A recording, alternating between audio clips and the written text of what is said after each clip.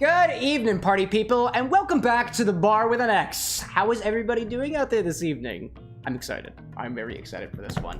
Tonight at the Bar with an X, we are finally closing off the first of a series of cocktail streams and more or less playthrough stuff where we take video games, or rather we take cocktails inspired by our favorite video games and make them a reality. I can already see a couple of people out there already. I see Imi Chow popping in during work hours drinking hopefully not alcohol, just water. Tea is always an option, and coffee too. It's like 8 o'clock p.m. right here, but some people are like late night coffee drinkers and stuff. I see Mr. Mix out there too, giving us a cheers before we start off here. Thank you everybody for being here so early so you can catch the hot things as we progress towards.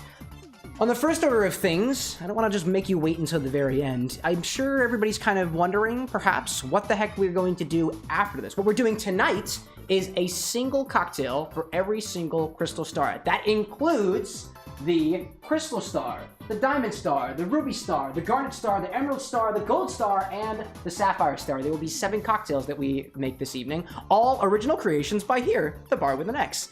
I'm the head bartender, and I do the stuff, so I'm the person who gets, I do the mixology. But we have guests and stuff every once in a while. I'm just closing out something on that screen over there. It's wildly distracting. But so we will begin.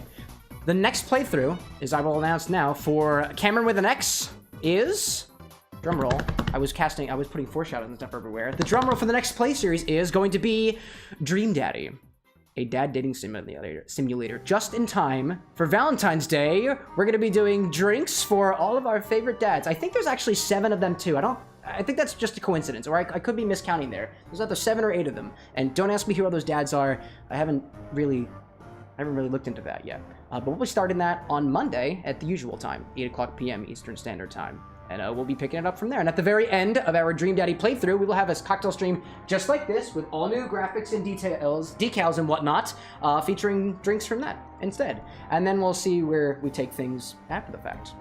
That's kind of how we've been running things around here. I know, like, we started playing Paper Mario, like, over a year ago, but things were kind of wild. Over the past year, like, we got married, things were wild in life. We had, like, new friends and everything else going along. The wedding was the biggest part of that.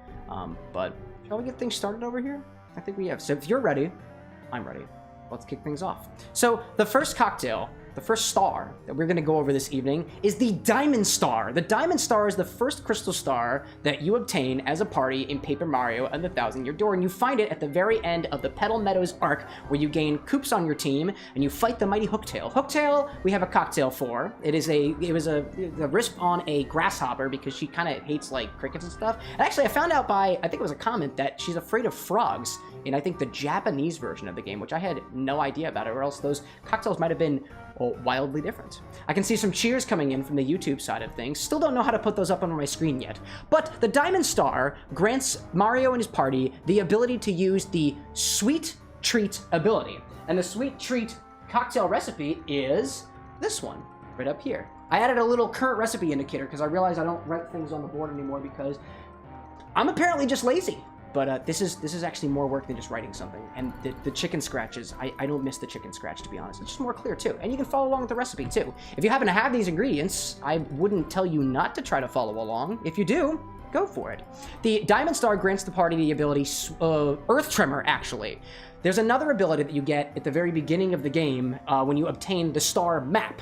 And it's called Sweet Treat. And I'm gonna be honest here. When I was workshopping this cocktail, for at least a few weeks, I thought I was making a sweet treat drink, and then I realized it's an Earth Tremor drink, and so I kind of took something that was sweet-ish and turned it into something else to try to fit the theme a little bit better. Earth Tremor, if you time your button clicks correctly, will allow you to deal, like, I think up to, like, 6 points of damage in the game. It's powerful early on, and it's just, like, it's all reliable as it goes on. It's, like, my favorite ability in the game. It's just really easy to do, and all you do is click a button at the right time. It's like a rhythm game in this case. So our Diamond Star Earth Tremor cocktail is basically a riff on a White Lady cocktail that I got the recipe from Cointreau's website. Cointreau is a type of triple sec liqueur, which appears to be buried in the back of my bottles, so I'm not going to go down and grab those. I put all the ready bottles up in the front just to make things easier on the bartender. But it's a riff on kind of a White Lady. The White Lady is usually a sour with a bit of orange to it. Honestly, the last time I had a White Lady, it was very, very dry. It didn't have a very powerful orange flavor to it. It just kind of tasted like the lemon juice that you add in there. But I wanted something a little more, I guess, earth tremory. I tremor at the thought of very sour drinks, and this is on the sourer side, but it was kind of mellowed back a little bit by some apple liqueur. The apple, to me, is the most earthly that I could get of sweet things. Technically, now that I think about it, and this is totally a thought only right now, I guess we could have gone with sweet potatoes that are quite literally sweet things in the ground, or like beet sugar, or any other number of things. But that's not what I had in my brain about a month ago, so we're going with apples. The apples is the thing here. I'd never had like a good like apple sour that wasn't just like an apple teeny, so that's what we tried to go for here. And it also gave some really cool opportunities with some of the garnishing aspects. You'll notice in all of these cocktails, not only being based around the crystal stars, they also have a bit of a star motif to them, either a star or a sparkling or a color motif that matches the stars in the game. It's a part of the inspiration of it all. Kid Santa popping and saying, the last time I had a White Lady, it was very dry and sour. Don't take that one out of context. Welcome, kid. Welcome in. You're just in time for our first cocktail. So, our Earth Tremor cocktail is made, as the recipe says in the top corner. I don't know, now that I have the recipe, do I need to go over it, like, out loud? I guess we can do that if we need to. It has some egg white, some bourbon, some lemon juice, some simple syrup, apple liqueur, and apple whiskey, and some cherry bark and vanilla bitters to really round things out. The bark, the earth part of things. Well, you'll notice too, starting off with this cocktail here, some of these include some sort of simple syrup to sweeten up the ingredients. And I personally, on my journey to be a little more sustainable with the things that we stock here at this home little studio bar here, is to use things as much as possible. So for workshopping, not this cocktail, but one of the other ones, I made some simple syrup and then infused it a bit with some starfruit that I had laying around. Cut it up, put it in the thing, put it in the pot with your simple syrup, and let it simmer for a little while, and some of the color from the starfruit will leach out, and some of the flavor as well. So I got a half a bottle or so, like a half a 750 milliliter bottle of starfruit syrup, and anytime simple syrup is called in these recipes, we will be using the starfruit syrup that I made specifically for these cocktails. You don't necessarily have to use starfruit simple syrup if that's not what's acceptable to you. It's like $3 per starfruit, at least at my local Giant, so it's on the more expensive side of things. But that's why we're trying to get the most use out of it. So let's grab our stirring apparatus to get things started with this. Just kidding, not a stirring apparatus. We're actually shaking this one, because this has some egg whites in it. So what we're gonna do first is we are going to add some egg white to this, and hopefully not screw things up. That's why I do the egg white first, so I don't do things up. I don't need any ice yet because we're gonna dry shake everything first before moving on. So let's go get one of those. I need a couple ingredients from my fridge. I will need lemon juice, my starfruit syrup, and an egg. We'll pop over here and we'll grab some of that. I also have a little bit of egg yolk in here that I haven't yet cooked yet. Does it smell okay? Nope. Yep, that's not okay. Whoopsie. Starfruit simple syrup and some, the lemon juice, I have lemons. I specifically got lemons, so we're gonna squeeze out some lemon juice. That's the whole point of this. Great. I was saying I had some extra egg yolk from a cocktail that I was making the other day, and I put it into a separate container because I was going to cook it later. And as it turns out, I waited a bit too long because the egg yolk wound up breaking from its seal, and I was like, is this okay? No, it is not. Not safe for human consumption or any sort of consumption. So what I'm gonna do is I'm gonna basically just gonna grab an egg white from this. I use a little tool, just makes it easier for me. Just crack our egg white on the side, over top of our thing here, and the egg white will flow to the bottom if we maneuver our thing just right. If we do it just right. Sometimes it works, sometimes it doesn't. Throw my egg in my bucket, just makes it easier that way. And I have an extra container for the good egg yolks now, because apparently I need to use an extra one. Here, come here. We'll do this one in here. As it slides off down here, the rest of the egg white, there we go, will pop back into that way. And I didn't break the yolk! That's great. I believe that's the only egg yolk we need this evening, and I only have one of those tools. So this is the good egg yolk, and the bad egg yolk I will take out of the fridge. EMHF says, I did find cocktail sauce for the crab cake participation. There we go. I don't know if cocktail sauce, come to think of it, cocktail sauce is not called cocktail sauce because of like cocktails. It's named that way because of shrimp cocktail. And shrimp cocktail, well, it's shrimp. I guess it's served in like a martini glass or something with some nice red sauces and stuff. I still don't really know where the term cocktail comes as it pertains to shrimp cocktail, but that's fine. After our egg white, or you could use a half an ounce of substitute. I think I forgot to write it in the recipe up there, but anytime that we call for like egg or anything, you can use either some sort of like super foam creation or something that basically provides a foaming aspect. You could use, I think it's called aquafaba. It's the juice that comes in, I think it's garbanzo bean cans. You can use that as a foaming aspect as well. There's also like egg white substitute and whatnot. Any of these ingredients you can use. And I think, although I've never technically tried it myself, you could sub that out with about half an ounce or about 15 milliliters of whatever that substitute is. If it's solid, I don't really know what to do there. Hopefully somebody more experienced than I can come to the rescue and help us out with that. Let me grab some lemon juice, some freshly squeezed lemon juice. It's gonna be about half an ounce. I was trying to squeeze this thing for a little bit to get some more juice out of it. You can also freeze your lemons and then thaw them for whatever you're doing with them as another way to prepare ahead of time. And what this freezing does is it expands all of the water in the cells of your plants and kind of cracks them a little bit. And it does a little bit of the juicing for you. You supposedly get more juice, although I've never particularly employed this technique. Not recently, at least. I've been very good on my use of citrus recently. But we need half an ounce or about 15 milliliters of our lemon juice. There we go. And those lemons will be making a comeback. There you go.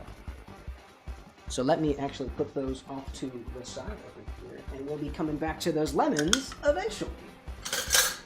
Next, what we're gonna need is the simple syrup. Our Starfruit simple syrup, and we're going to do about a half an ounce of that too. 15 milliliters. I will say, compared to a regular simple syrup, this simple syrup has a sort of citrusy flavor to it, and it has a yellowish color too. Let me pop that on the cocktail angle real quick. You can all see what I'm talking about there. This is the kind of the color we're going for, right there. It honestly looks a little bit milky now that I think about it, but that's what your Starfruit syrup might look like. It really depends on how long you let this thing steep for and how much color you actually want coming out of that. I will keep that close by because we'll be using that again in a little bit, and I'm sure we don't need to look at a shaker tin. It just looks okay. Next, what we're gonna add is a full ounce of bourbon. The bourbon I got for this is a Cleveland whiskey. Cleveland the 87 whiskey. And this whiskey's kind of full of itself. It says it tries to do things differently. I don't really know what that difference thing is. I think it's rapidly aged. So it's not technically, I guess it's technically not. It's Cleveland whiskey. Cleveland whiskey. Although it calls itself bourbon because of that rapid aging process. And I hope I'm not misquoting that. We're adding a full ounce or about 30 milliliters of your bourbon or bourbon equivalent, right? Stayed up well past our bedtimes. No, that's not the way it's done. Technology is sacrilege. Personal favorite. Angels take their share. Make good whiskey. Unless you do, drink jot. Age is irrelevant. Aged a minimum of 1 month with a pressure aged process. So although it's bourbon whiskey, it hasn't followed the same normal aging requirements as other bourbon whiskeys would, at least here in America. So we also have to add a full ounce of apple liqueur and a full ounce of apple whiskey. MHR says, rapid aging, like my liver, dude, same. I was reminded today that alcohol is a carcinogen, and so evidently I'm getting older just as we make these cocktails. Now, when I was workshopping this, I had found that when we added just a full ounce of this apple liqueur, which has a very nice sweet apple flavor to it, it honestly, it kind of fell flat. The notes were not as apple forward as I wanted them to be. So I wound up taking the Crown Apple whiskey, which I'm gonna be honest, I'm not a huge fan of the aftertaste of, but that did enough to play well with the bourbon whiskey to amplify the apple flavors when we combine everything together. One of the things that I've started learning a bit about as I've gone through some of the Death & Co books, specifically Cocktail Codex, is that certain ingredients can play different roles in your cocktails depending on how you use them. And in this case, instead of being the main component of the apple, I found that the Crown Royal, in this case, despite coming in at a full ounce, amplifies the Berentzen apple liqueur, because I wanted things to be a little more fresh apple tasting, as opposed to more like a confectioner's apple. I'm adding a full ounce of this, and there was a full ounce of the apple liqueur in there as well. And so I do see bitters on the menu, but the bitters are not coming in yet.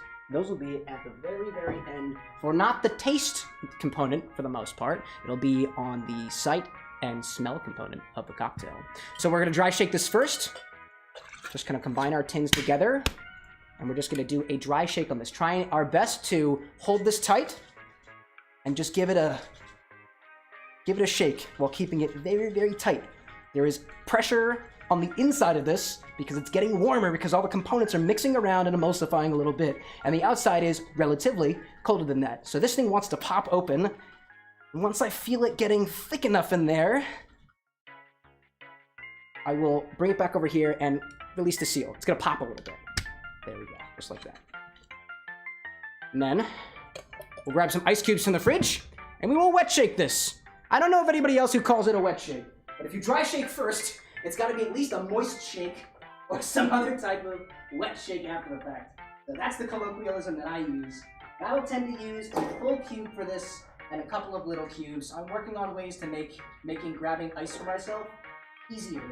Because right now I just have a freezer right next to everything that happens here. Great, I didn't ruin the good ice ball. So I got one big cube. Drop in there carefully. Two little cubes right in there. Now we'll wet shake it. And then, although what I will say is this. A lot of these cocktails are going into coupe glasses. Small amounts of liquid. Nice and chilled too. You probably want to chill any of your coupe glasses. I do not have a big enough freezer. We just got a shipment food orders in, so I actually don't have enough space to chill my glasses. So none of the glasses this evening are chilled. Although you could do so on your own if you are making these. And I'd actually recommend that too, because it just adds another aspect to the whole mixology experience. That or like, I don't know, drink it straight from the bottle. Freezer door martinis are awesome.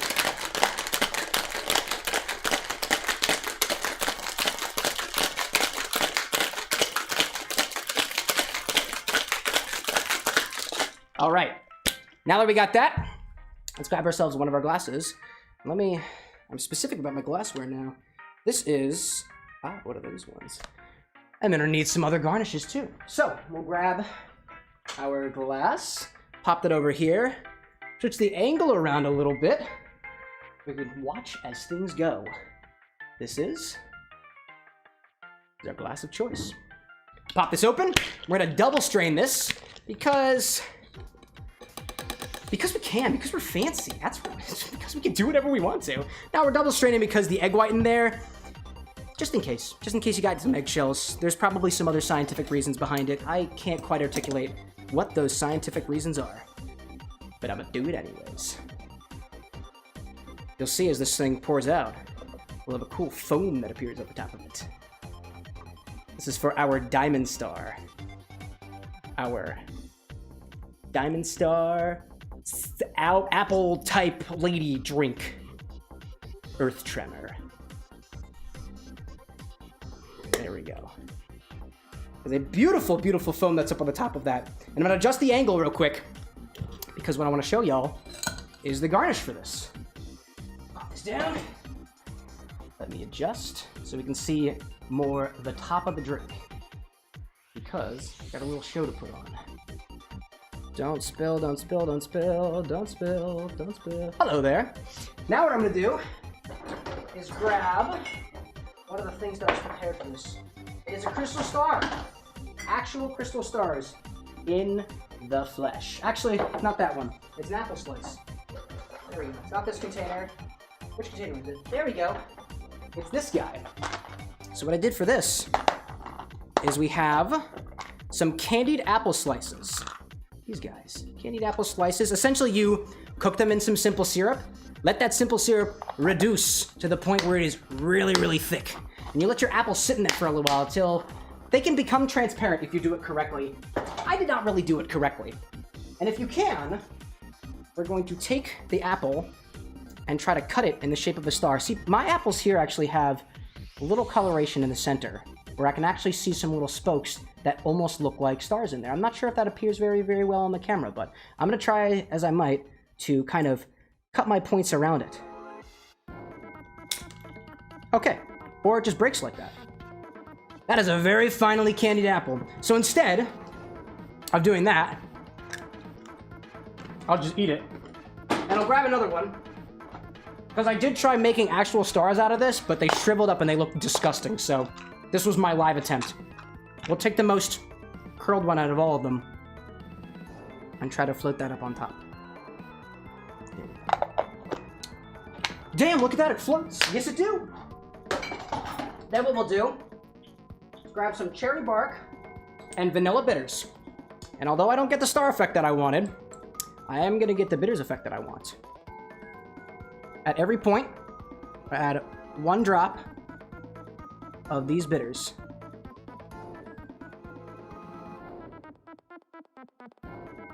Five points in our star.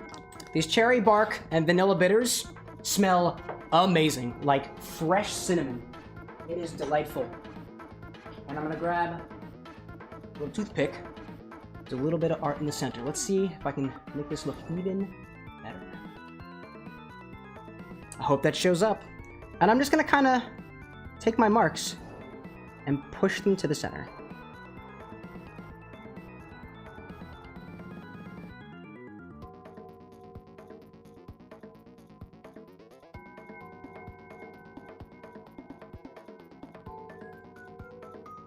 All right, looking nice. It's tasting nice too, specifically that apple. That apple tasted wonderful. I got a little picture of that. And this is Earth Tremor, a drink inspired by the Diamond Star from Paper Mario and the Thousand-Year Door. Recipe is over there. What direction am I pointing at? It's here. It's right here now. I changed the overlay. That looks real good. Dude, Brad, and it tastes good too. Let's see how this tastes. Now that everybody's got a pretty good look at it. Let's see. Let me pop this back. Nah, I'll keep it at this angle. I think it's fine. You can just look at my chest for a little bit. So, right off the news, our Earth Tremor smells so prominently of apples. Exactly what kind of apple? I'm not exactly sure, but it is. It smells so good. It smells like a nice fresh apple. Not like apple pie, just apple. It's so good smelling. And there's a hint of cinnamon on there. Those cherry bark and vanilla bitters are so good. They taste great on their own. They're an excellent modifier to Old Fashions. Ooh, and let's see. Let's go in for it.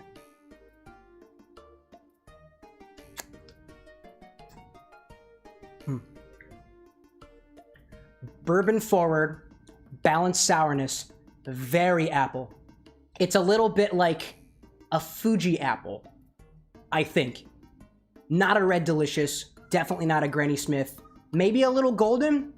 I'm not familiar with my apples, but it tastes like an apple, very prominently so.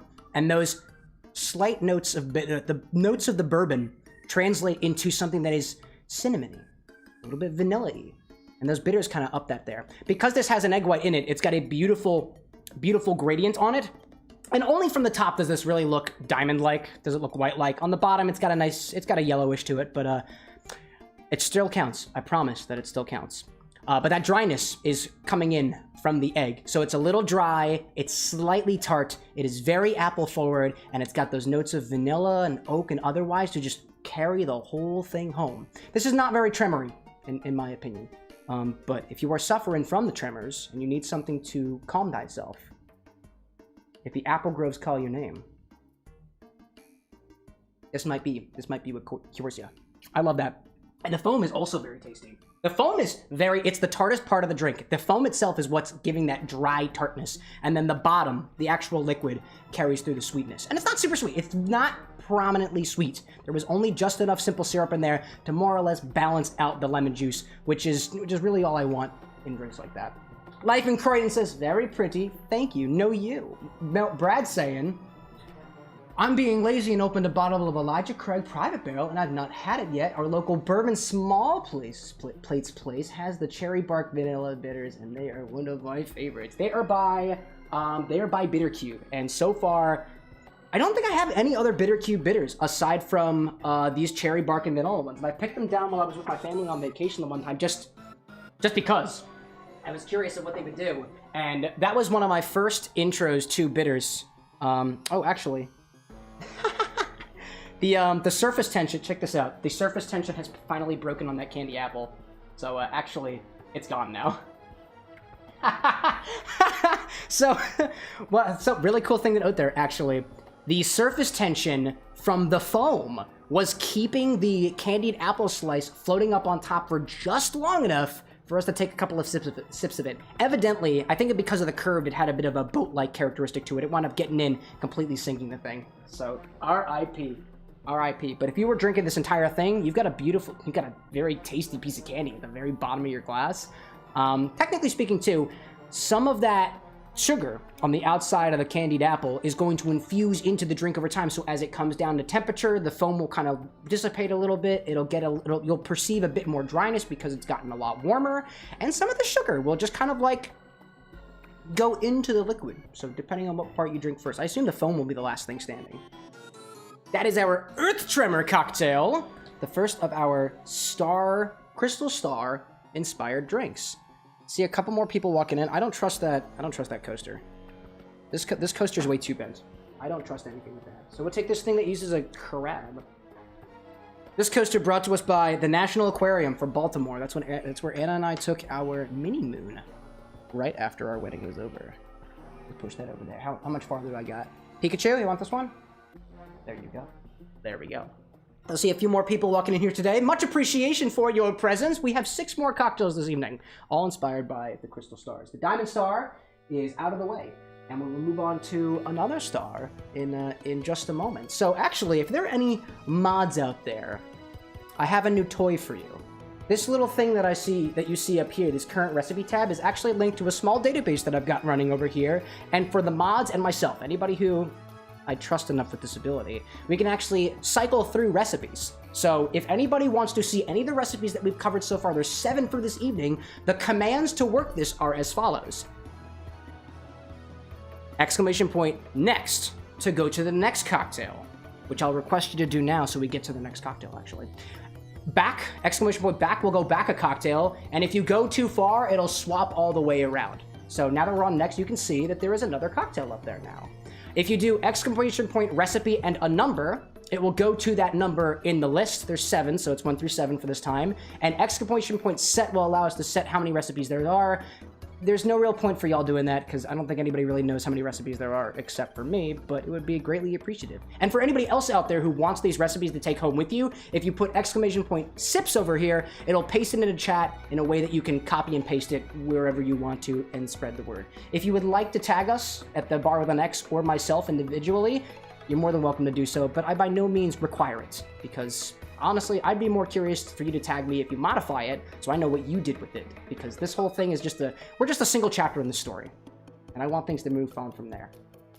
Clock out, right? Next. It's no control numpad whatever, but I like it. Nah, and I can turn it off with this button. Control numpad 2 just turns it off. So, if y'all get too crazy out there, there's always a failsafe. There's always a failsafe. Anyways, so moving on to our next cocktail.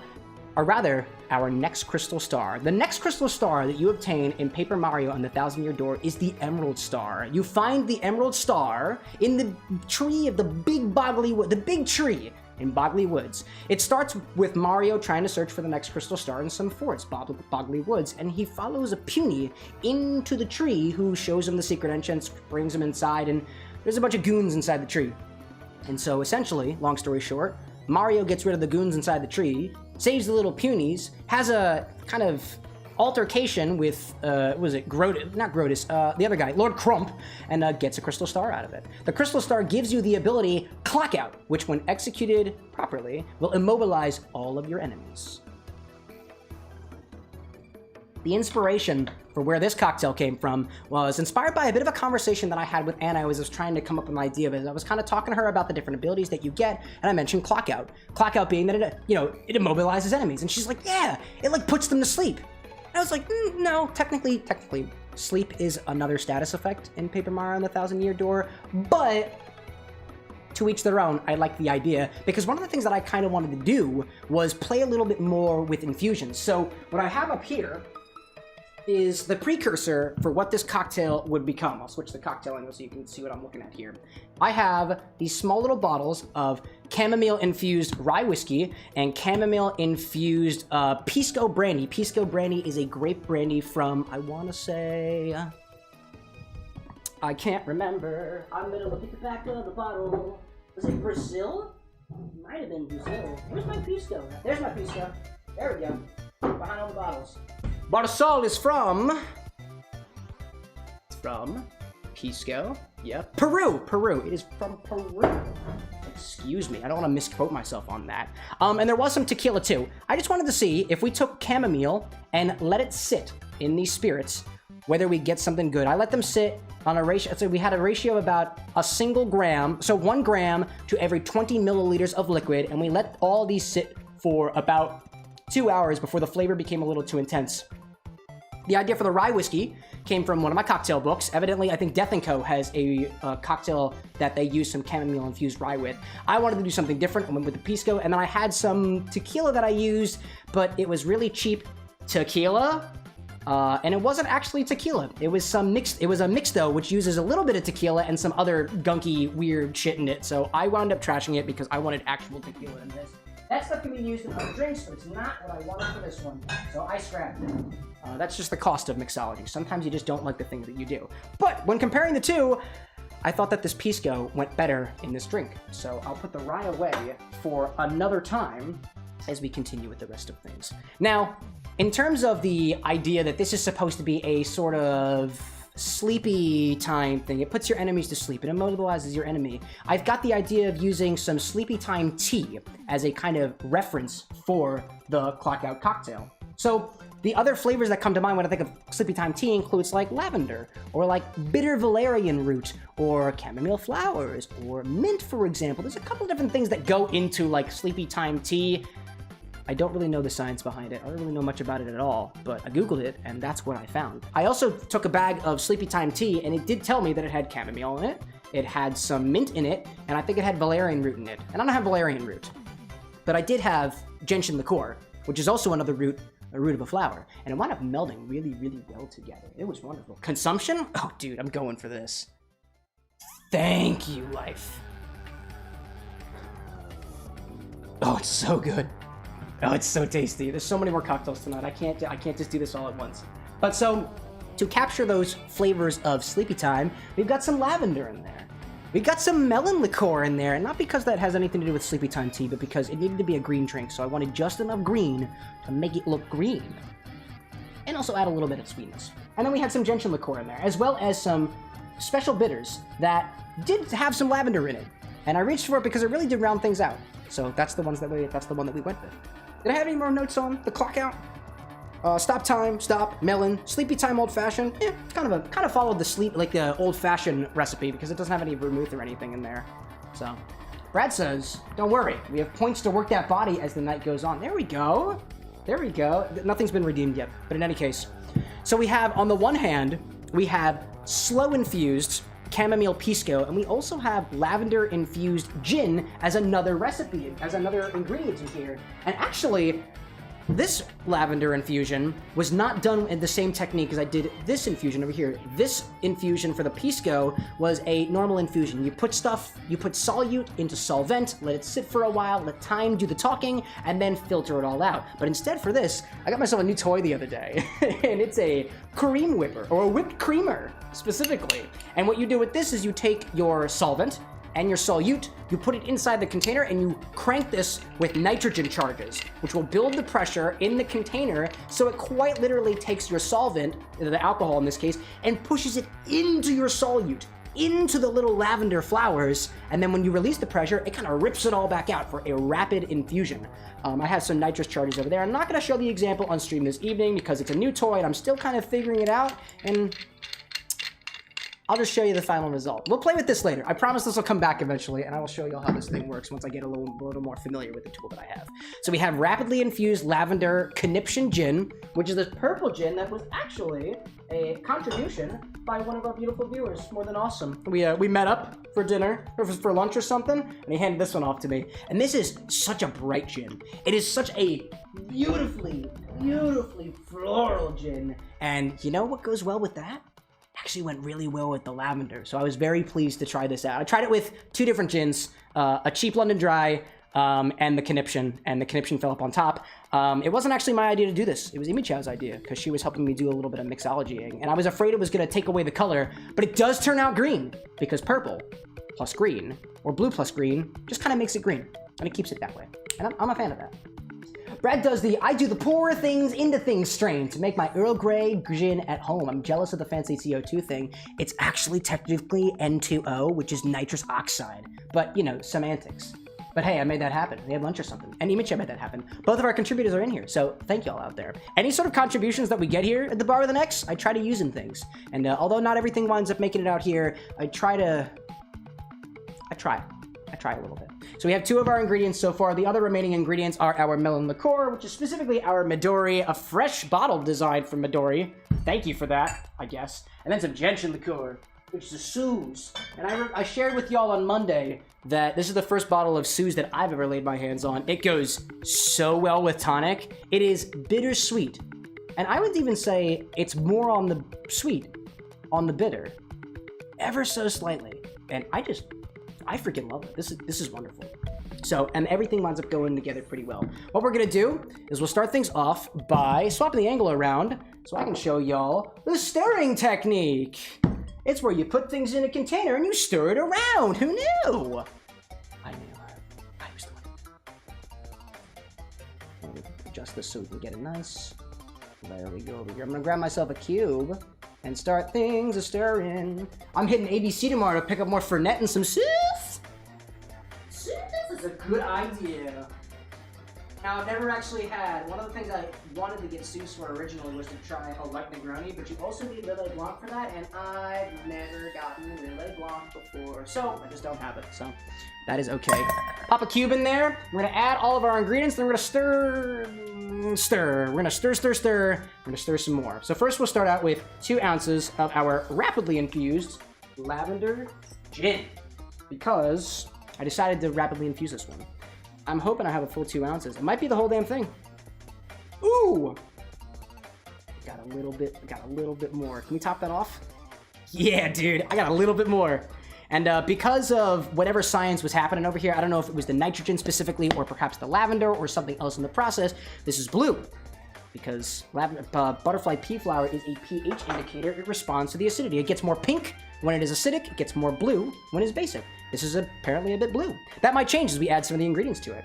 Next, we'll add a full ounce of our chamomile-infused pisco. Oddly enough, I found that this particular libation is heavy on the pisco flavor. It's more potent than the conniption. I think the conniption kind of takes a back road on this, but I'll describe that when I have everything filled together. Looks like there was a slight change in coloration there. Brad says that infused kinship is real pretty. Dude, I love this stuff. It's so good, and I think I opted for this over my own butterfly pea infused gin because I know it was the cheap stuff and I wanted to get fancy on this one. So you have allowed me to get a bit fancy, and it's totally worth it. Trying the 2 side by side, it's like night and day. It's just so much better. And this smells, oh god, it smells amazing right now.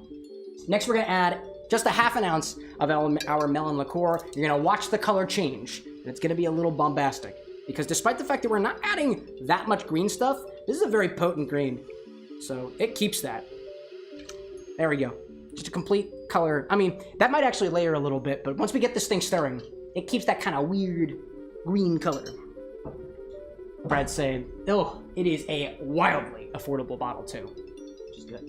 Next, we're gonna add a half an ounce of our gentian liqueur, our Suze in this case, or about 15 milliliters of that. By the way, anybody who wonders how to do the milliliter conversions on the fly, practice makes perfect, but also if you just remember that a half an ounce, if you remember an ounce is 30 milliliters, you can do a little bit of math from there. The higher you go up, just dial back on the milliliters a little bit, and if you estimate, you'll be pretty good. Half an ounce is 15, take that in half for a quarter of an ounce, it's about 7 milliliters. Double things up to 2 ounces, it's about 59 milliliters. Double things up again, let's say to 3, it's about 88 milliliters, or it might be about 87. I don't remember the exact conversion on that, but that's my little cheat sheet. It makes things pretty easy. That's all of our big ingredients. Now what we're gonna add is a little modifier, and that modifier in this case is going to be 2 dashes of these beautiful, beautiful crude bitters. I picked up these crude bitters when I was traveling. We were doing a little bit of a road trip once upon a time. There was a stream on that. We recollected the whole journey, or at least part of it. And we stopped in Virginia, and there was this little store that was selling a whole little container of crude bitters. And when I looked down for what I wanted to modify this with, I saw lavender and oak and hibiscus, and I was like, oh boy, hibiscus shows up in T2, and I have lavender and oak. Well, we'll see how it plays with that. And it does. This one specifically has lavender, oak, clove, water, honey, and spices. And they play very well. They play very well as an accenting bitters. And it's because I'm using a pipette. Somewhere I was told that when you're using a pipette for bitters, it's, instead of dashes, it's a 1-to-1 ratio of pipefuls. You take a full pipe, and I want 2 dashes, so I'm gonna do 1 pipe, and go back in, 2 pipes. That's what I need there. I honestly think it's a lot. But it worked out for this recipe, so I'm going with it. And then, on the other drop side of things, I have some saline solution. Be careful when you're using saline solution. You can oversalt things very quickly. When I was workshopping this one, I added 2, dare I say, 2 drops of saline, and it was way too much. So I add just a single one. Just one. And that is all we need there. All the saline does, it's salt. It kind of flavors things up. It brightens some of the flavors a little bit. So this has been sitting long enough, so let's get things to stirring. We're gonna stir this. I have learned that on this show, I tend to stir things not long enough. I have realized I've been taking things a little bit slower as I've been doing some of this cocktail mixology stuff behind the camera, and when you stir it for longer, kind of gets to a good dilution point. And it doesn't really get too far. From what I can tell, you can't really stir too long. You can shake a bit too long. You can't really stir too long. So it takes a little bit longer, but it is worth it. It is worth it, especially for the spirit-forward drinks like old fashions. When you have just enough dilution in there, it dials back a little bit on the alcoholic notes and let those other flavors play. Adding a little bit of water to whiskey is a technique to get some of those more fruity notes out anyway, to release those phenols. So if you want to change up your experience a little bit, not saying that there's a correct way, that is one technique to do things. Stir longer, add a little bit of water. Use that dilution very well. Take your time, stir and talk to chat. Indeed, what did I miss up here? I'm interested in the saline solution in this. They do the bitter-based cocktail workshops. Oh, the NC Crude? Oh, yeah, the crude bitters. Oh, God, they're great. And the bottle of Conniption, according to Brad, is $35. Cheaper than Botanist and other mid-shelf picks. And I've had Botanist, too. And it was a gift from a friend of mine. And it was during a time where I really didn't get my money's worth out of the bottle. I just kind of used it and stuff. And I really shouldn't have because I wasted it. I wasted my 1 bottle of Botanist. That's so sad. I'll never get... Well, I mean, I say I'll never get that back. I'll get that back eventually. So now, I want to try this at some point. Anybody who visits the Bar with an X can try any of our collection of things. So long as I've known ahead of time, I can make the ingredients properly. I can make the ingredients proper. So now what we'll need... specific glass for this. What is the glass? What is the glass? I need that glass, and I need the star! So I get the glass, and I get the star. Here's the glass. Here we go. I've stirred this out. Put this glass over here. I'll pop this up just a tad. Pop this up just a tad, because we've got a garnish. We've got a beautiful garnish. In this series, I mentioned that you'll see some star motifs. If you didn't see I attempted the star motif on the first one, but evidently, when you try to cut really candied apple, it kind of breaks apart. On the other side of things, I made some candied starfruit for a variety of these different cocktails here. And you'll see me struggle as I get this out of here because these were really heavily candied. These are downright sticky AF, but they have this awesome color to them. And you can't really tell from this angle unless I turn a little light on. But my camera is in use right now. Of course I screwed that up. There we go. If you look through this way, got a greenish, bluish color to it. Evidently, when you're playing around with starfruit, you have to carefully consider color theory. Starfruit has a tendency to be yellow. So if you try to combine yellow with other things, like blue for example, it will make green. And you can't take away the yellow. I tried a number of different bleaching techniques, using vinegar, using ultraviolet light, using just letting things sit out, and I was not able to successfully remove color from a starfruit to make a diamond star or a crystal star, and I wasn't able to take away enough of the yellow to make a blue star, which you'll see later on. I'm not gonna be able to use a blue starfruit because it's just really difficult for us to do that. So now, grab a little julep strainer, and we'll strain this over the top. And we have clock out.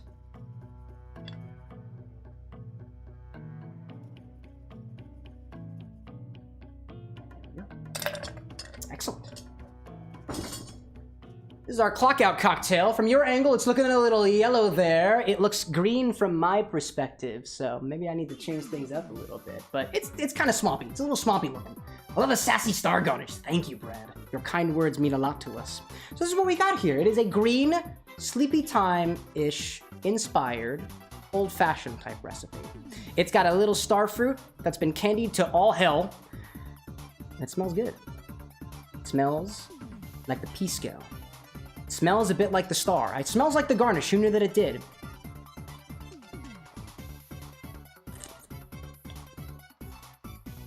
Whew. It plays well with itself. This is, surprisingly enough, a very nicely balanced, bitter, sweet, gentian, Pisco forward and gin supported cocktail. I don't play around with split bases as much, and when I was playing around with this Pisco, I really wanted one spirit to carry along one botanical, and one spirit to carry along the other botanical, and the chamomile worked really well with the Pisco, and the lavender worked really well with the gin. You're getting all the notes there. It's very floral, it's got a bitterness to it, it has a slight sweetness to it, bolstered by that melon liqueur, and the melon liqueur doesn't really take over. It doesn't taste like bubblegum, does not taste like Midori. It does a little bit on the tongue though, but it's appreciable. And it's been properly diluted. I can really get all those other like warm notes from the brandy as it kind of sits on the back of my mouth a little bit. It is a sipper. Is it a spirit forward? It also, on the camera, does look like a tea-based cocktail. It could be. I could fool you into thinking that this is tea. And as soon as you take a sip, you'd be like, what'd you put in that thing? That's wild. Oddly enough, I'm getting some very interesting notes of, it's not apple. It's almost pear-like. There is something almost like the skin of a spiced pear on this clock out. And there's no pear in here, like at all. But something about the way that everything melds together is a non-sweet, fruity flavor that really carries well. Of course, there's an air of lavender. It's kind of sitting in the front of my mouth, and the chamomile is kind of in the back. It's almost pineapple. Chamomile to me is almost a bit pineapple combined with that almost barnyard weirdness, and it plays around a little bit well. I actually was curious, as I was playing around with the chamomile, whether or not I should put it into cachaça, because I've been told that there's a barnyard funkness to almost like banana notes, and it's kind of tropical, so it could go really, really well there. I just didn't play around with it. Not for this cocktail. Maybe for a future one. But it is very, very good. It is very nice. It could probably, I will admit, being my own self-critic, what I could probably do better with this is accent the lavender and the chamomile a bit better. It does kind of meld together, and I kind of feel that way about a lot of these tea blends that you can get, like pretty much wherever. To me, if it includes licorice root, it's gonna taste like licorice. If it includes a bit of chamomile, it's gonna taste like chamomile. None of this stuff really blends well to me, and this doesn't blend super well, but there are some notes that you can pick up here and there. But it was inspired by, actually, a bag of tea from downstairs, and I couldn't get close enough to the flavor, because it was actually a bag of Sleepy Time and lavender sage citrus tea from that defunct Tivana place that Starbucks used to run a hot minute ago. And I couldn't capture the sage. I do not have any sage. I didn't want to play around with the sage. I was like, sage to me is very smoky. I smell sage and stuff being smoked around the city of Philadelphia sometime. I was like, that would be like really overpowering. I wanted something a little bit simpler this time. So that's how we go with this one. Clock out for the Emerald Star. A sort of sleepy time, go to sleep type cocktail, not a nightcap. Although if you drink enough of these, I'm sure, drink enough of any of these really, it's all alcohol. Like they'll send you to sleep eventually. And I'll put this guy off to the side as we move on to another Crystal Star cocktail. The next Crystal Star cocktail. I think that still appears on camera a little bit. That we do. There we go. Look at that. It is swapped around. And if that is saying the correct thing, because it's very difficult to see it on my screen, it should be the Powerlift cocktail, which is going to be the Gold Star. There we go. It looks like it. It's the Powerlift! I'm listening. Imagine taking that and a nightcap. One of these drinks is supposed to be a nightcap. Can you guess which one it is? We haven't gotten there just yet. You'd be clocked out for a week, but that's the funny one there. So the Powerlift cocktail, the Gold Star that Mario gets on his adventure is found actually in the Glitz Pit, which is in Glitzville, which is a high-flying city in the sky. It's luxurious. It's got shops. It's got a big freaking stadium where Mario and his party fight to be the champion. Lo and behold, there's like this corrupt gym owner guy named Grubba who's secretly stealing all the energy from all of the fighters and utilizing the gold star in the process to do so with his fangled machine. Mario fights his way up to the top, becomes the champion, and confronts and gets the champion's belt, which actually has a fake gold star on it. Doesn't have any power, but he faces Grubba in the middle of the stadium, transforming himself into Macho Grubba to get the actual gold star. And the gold star allows Mario to use the power lift, which allows Mario and his partner to increase their offense and or their defense, depending on how well you actually play with the move. So the idea behind this one is, this was actually the first Crystal Star cocktail that I started workshopping for this series. And I'll admit, I didn't get as creative with this one as I did for some of the other ones. But essentially, I thought, if I'm going with Crystal Star cocktails, I should start with the name, Crystal Star. A crystal cocktail? A star cocktail. There is a cocktail out there called the Star, and it is a kind of old-fashioned riff that focuses specifically, instead of using Angostura bitters, on Creole or Peychaud bitters, and instead of using whiskey or bourbon or rye, you would focus on cognac instead. And I think it uses gum syrup. But aside from that, it's more or less just normal old-fashioned with a little change to the texture, a little change to the base spirit, and a little change to the bitters too. So I thought, as I consume a little water, I'm getting all dry lipped over here. So I figured, because I got this newfangled Starfruit syrup that I want to play around with, I should use some Starfruit simple syrup in this. But what goes well with Starfruit? What do we use with Starfruit? Something fruity, perhaps. I thought I should go to the store and finally pick up another bottle of Laird's Applejack Apple Brandy, which is a special kind of brandy made from apples, made from jacking the apples themselves. And I think I have my Laird's over here somewhere. I just gotta find it. Where my Laird's at? I know I have a fresh bottle. There we go, back here. There we go. This bar's a freaking mess. It has to be that way. It channels that energy. This is my bottle of Laird's Applejack. I'll put that on the angle for a little bit so y'all can look for yourself. Laird's Applejack traditionally is a special kind of brandy that uses the... Sorry. Laird's is a special kind of brandy that traditionally uses the jacking technique to distill alcoholic spirits up to the level of, 40-50% alcohol, which distillation process is all about. Instead of using like a column still or pot still like a lot of other distillation processes use, you jack apple cider, which essentially means you take the alcoholic cider and you freeze it. And then by freeze distilling, or freeze thing, you take out all the alcoholic parts because the water in the solution freezes, not the alcohol. So by doing so, you create a relatively higher concentration of alcohol in one part to the thing that froze all behind, and it's great. Brad says that we sit at the bar behind the lantern, and the bartender keeps giving up Applejack for free. That is a bottle of Applejack I have not seen. This is just, to me, this is just the normal Applejack. Laird and Company, oldest family-run distiller, specifically the Laird's, a smooth blend, it seems. This is the only Applejack that I have access to, so this is the one that I go with. Oh, Brad also said Applejack brandy is the free drink we always get when we go to the bar that I keep calling the Red Room in Chapel Hill. I didn't catch that comment. That's cool.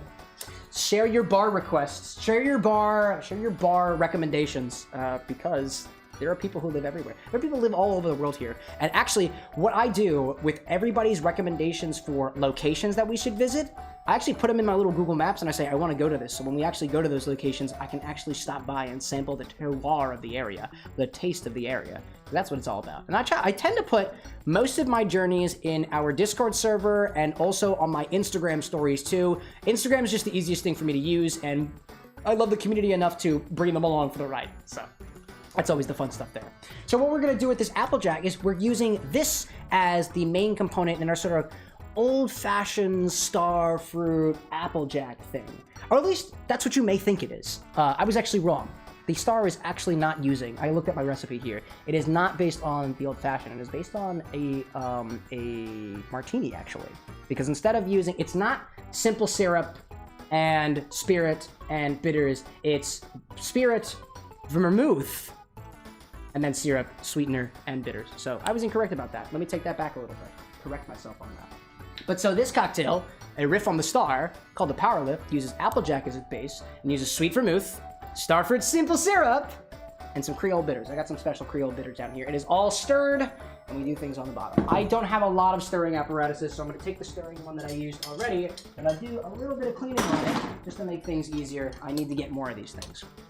Hey, Cam C, says Emily. Hello there. Or we all just talk, we just meet in Richmond. That's a good idea. I got the 9 places you and Anna need to go to the next time you're driving around here. All 9 of them. All 9 places. We here at the Bar with an X also appreciate being treated to luxury experiences. Luxury touring experiences by the locals in the area. So, I clean those off a little bit. Let me grab what I use for cleaning my glasses. And subsequently cleaning my bar too. I have a different towel for cleaning the blackboard behind me. And in case anybody winds up throwing up on the bar, which hasn't happened yet, I have a separate towel for that as well. Just in case. Just in case. I also have a bucket for that too.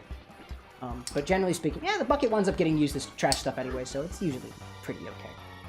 I have all that dried off. Let me put this in front of the cocktail angle, put the strainer off to the side. We will be using that again later. Let's go for it. Let's build a cocktail. Let's build Powerlift. Let's build Powerlift. Do you have molds to freeze large ice cubes or balls? Yes! I got both of them.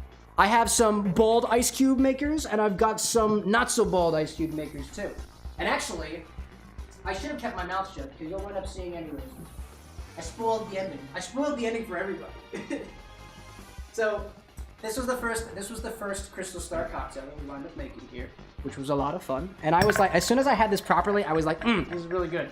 And what I mean by that is, another thing that you learn as you make more cocktails for yourself, or you have bad cocktails and learn by that way, is that a properly kept bottle of sweet vermouth completely changes the formulas by which you work with. This Carpano Antica is the newest bottle of Carpano Antica that I bought, and popping that open and trying it in this recipe completely transformed it for me. I'll start building this so we can actually get things moving on here, because we got more cocktails to do.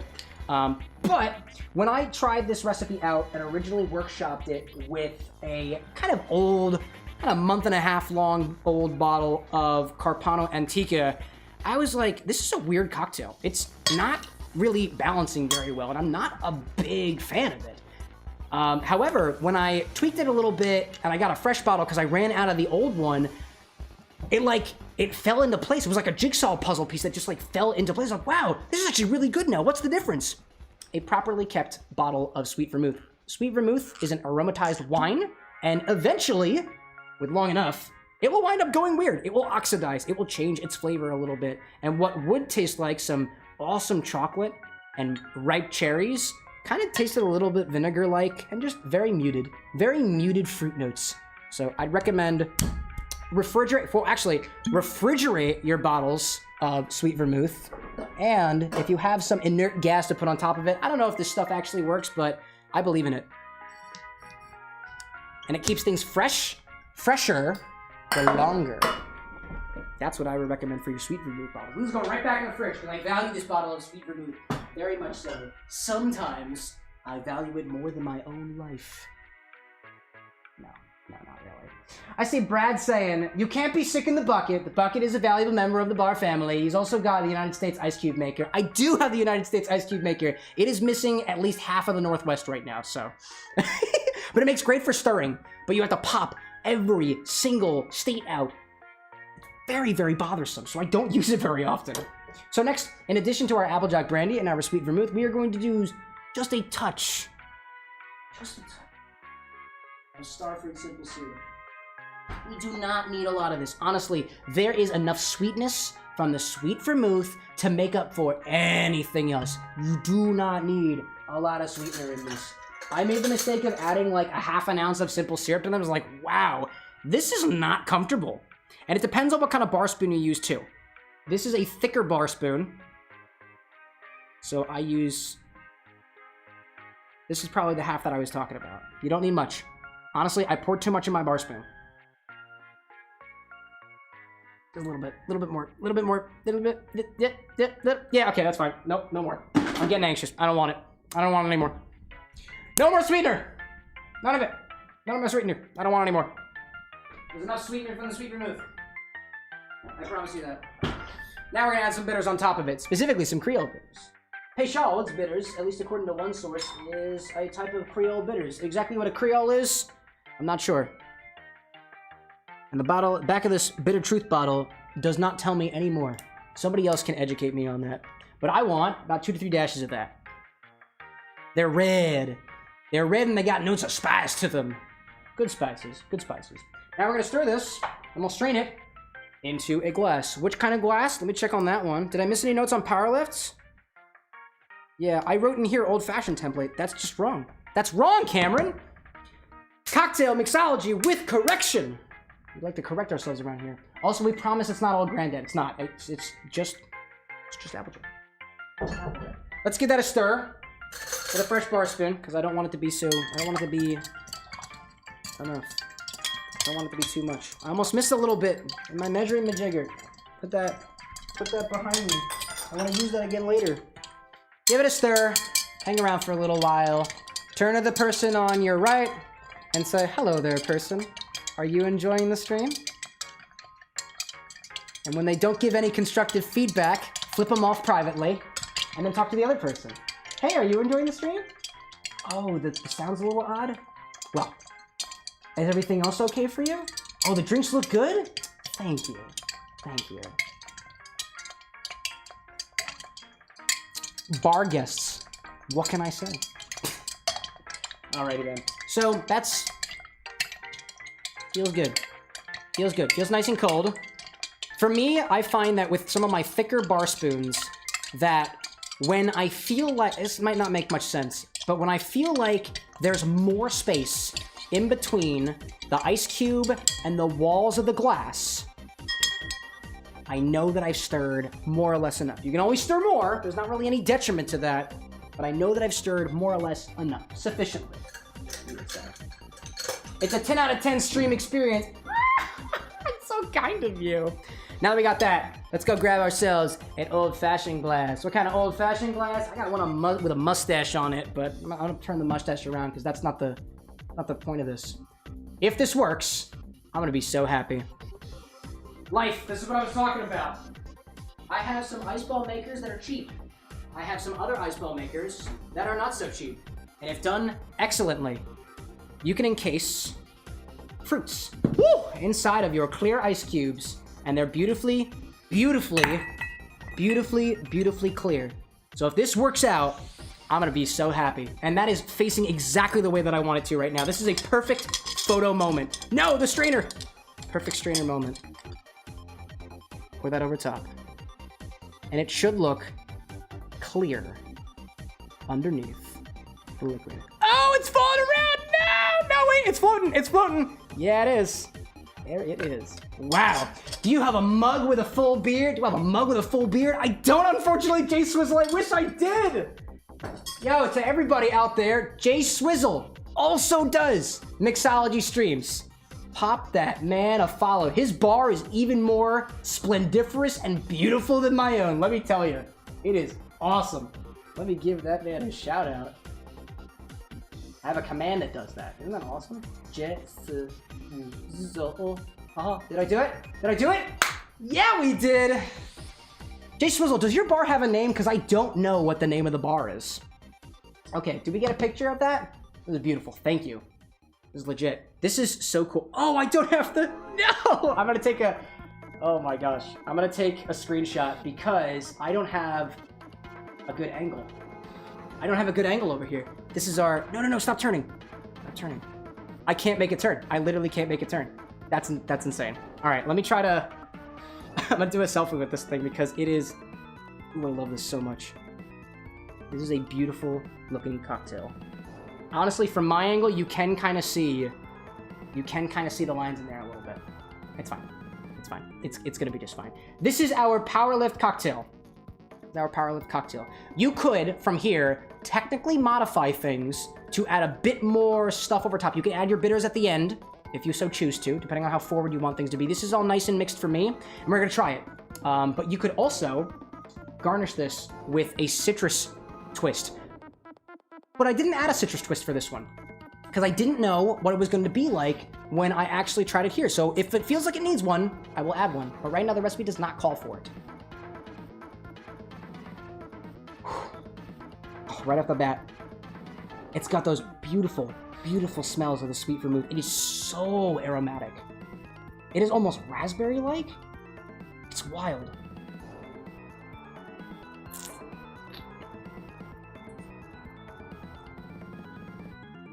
Yeah.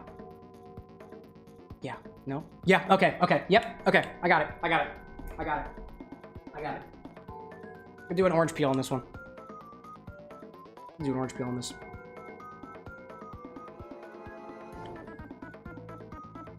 And I try to cut this to look like a star, but I don't want the orange peel. I just want this. That's all I want. I just want that. That is all I want on there. Hold up. Hold up. Oh my god. It's a little overwhelming.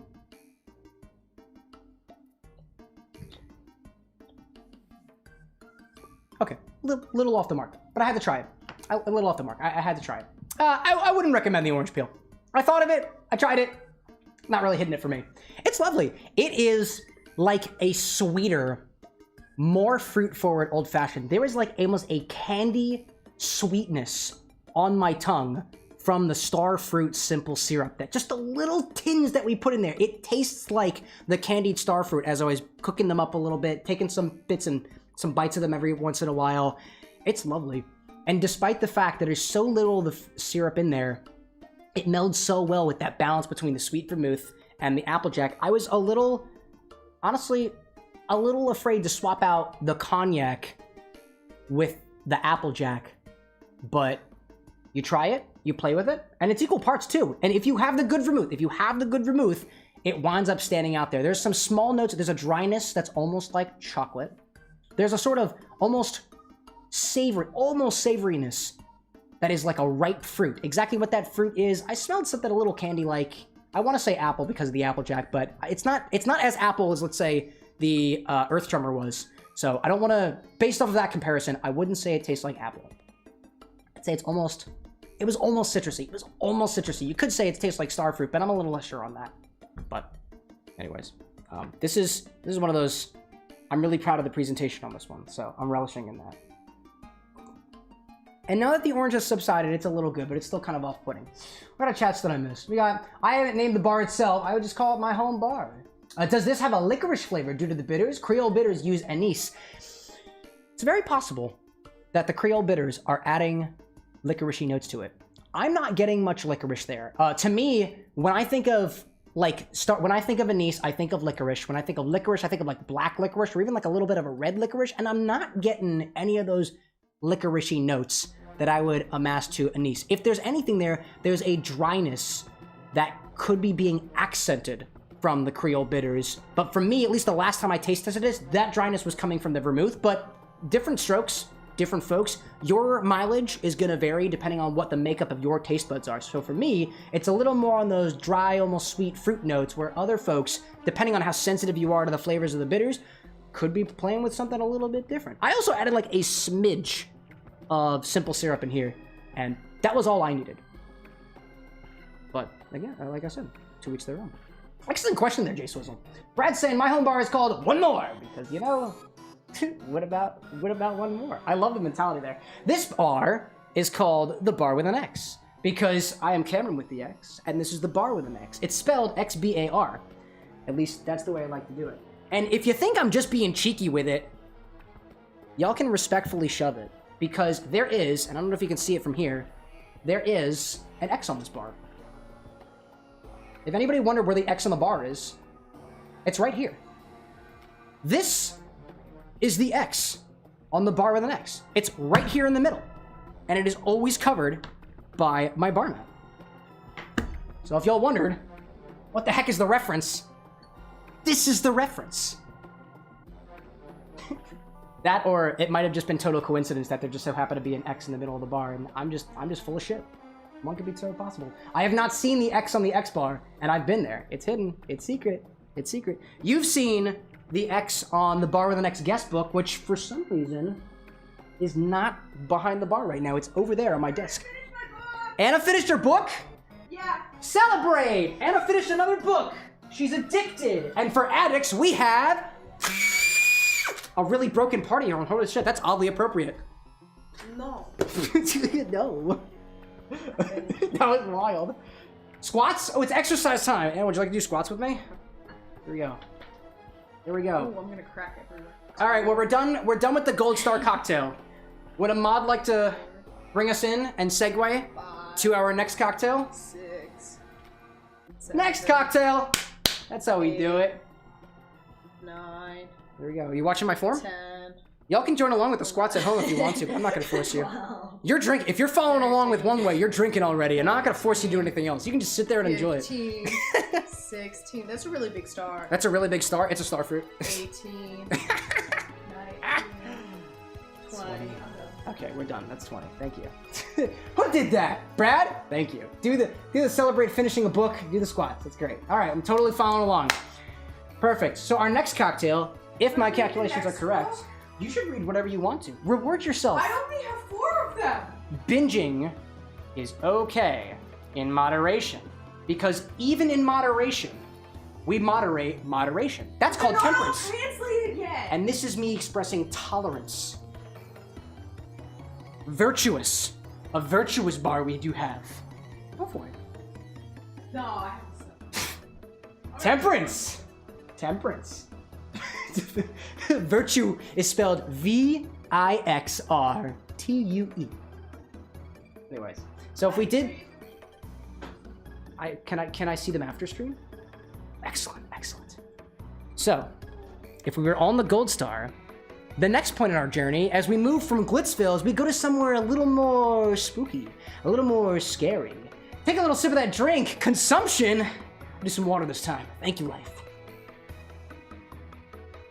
We find ourselves in the Twilight Town. Twilight Forest, I don't really know what it is. One's a Minecraft reference and one's a Kingdom Hearts reference, but somehow we find ourselves in Paper Mario and the Thousand Year Door, fighting against who? Ourselves. Mario finds an entity known as Dupliss.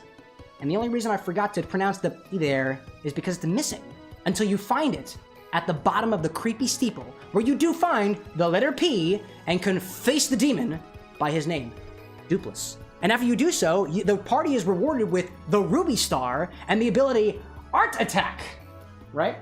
I think that's the cocktail we have now. I could be out of order. If I'm out of order, please somebody stop me. Art Attack is based off of the power that you get from the Ruby Star. Essentially, it gives you the ability to draw around the battlefield, and if you encircle an enemy with one of your little drawed lines, you can deal pretty sufficient damage to them if you do things correctly. If you're a little bit of a, where's the savant with the pen, savant with the cursor, you can do a lot of damage there, especially if you're trying to just like mutilate a small enemy who definitely does not deserve it. That little Goomba does not deserve it. But for inspiring, trying to pull ideas for this particular cocktail, I had a little bit of a hard time trying to pull inspiration.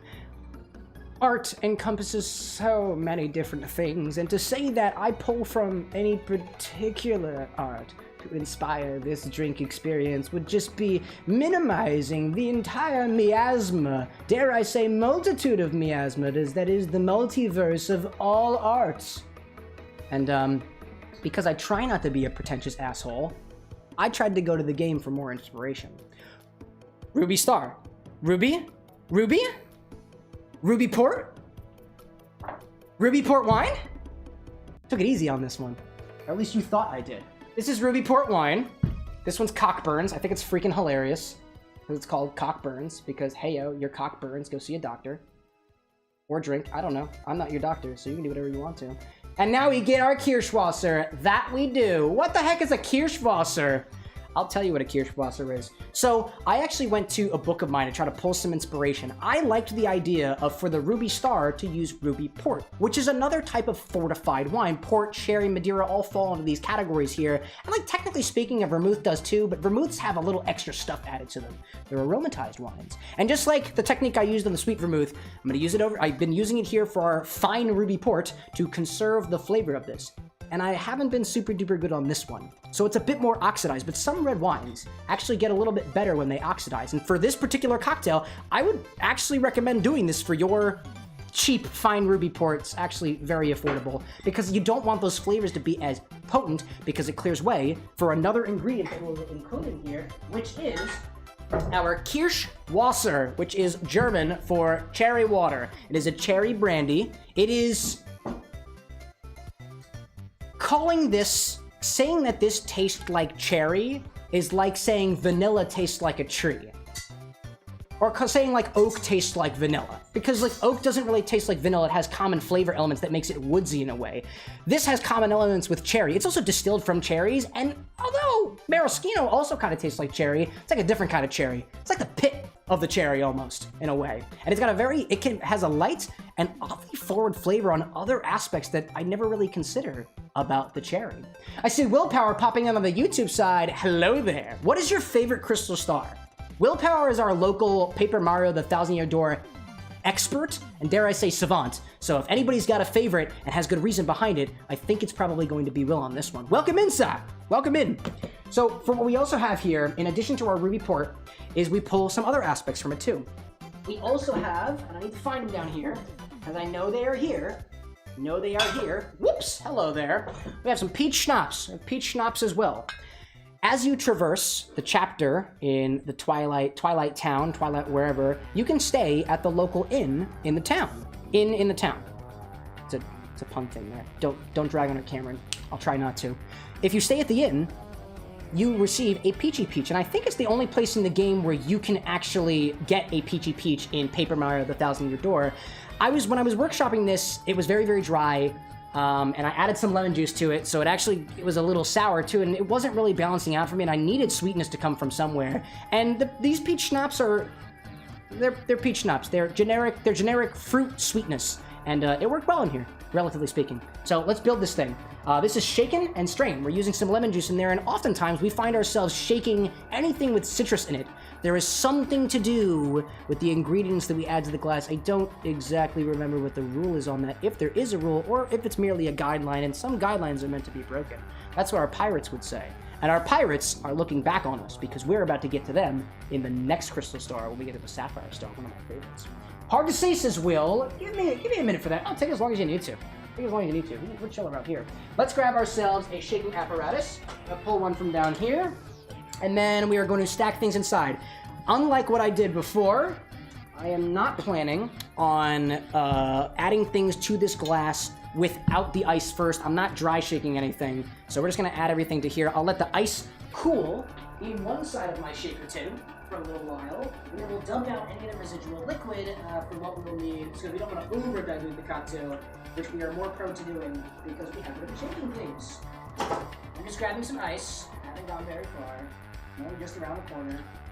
One day the bar with Next will have a beautiful, beautiful sink and ice tray. And when we get there, I will be a much happier home bartender. Online bartender. I actually do plan on getting my bartender's license. Hasn't happened yet. Right now, I can't legally call myself a bartender. I've never worked in a bar, and I don't have a license. But if I get a license, and enough people like my drinks, maybe I'll be invited to do bartending. And then maybe I'll be a real bartender. But we can be whatever we want to in our hearts. Those are some inspiring words.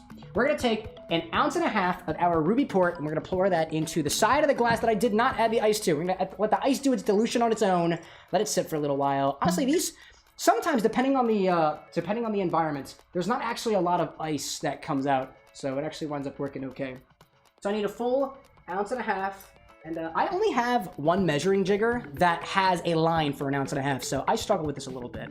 But for those following along across the pond, 1.5 ounces is going to be 44 milliliters of whatever liquid you were putting in there. And I think I measured that out. Okay.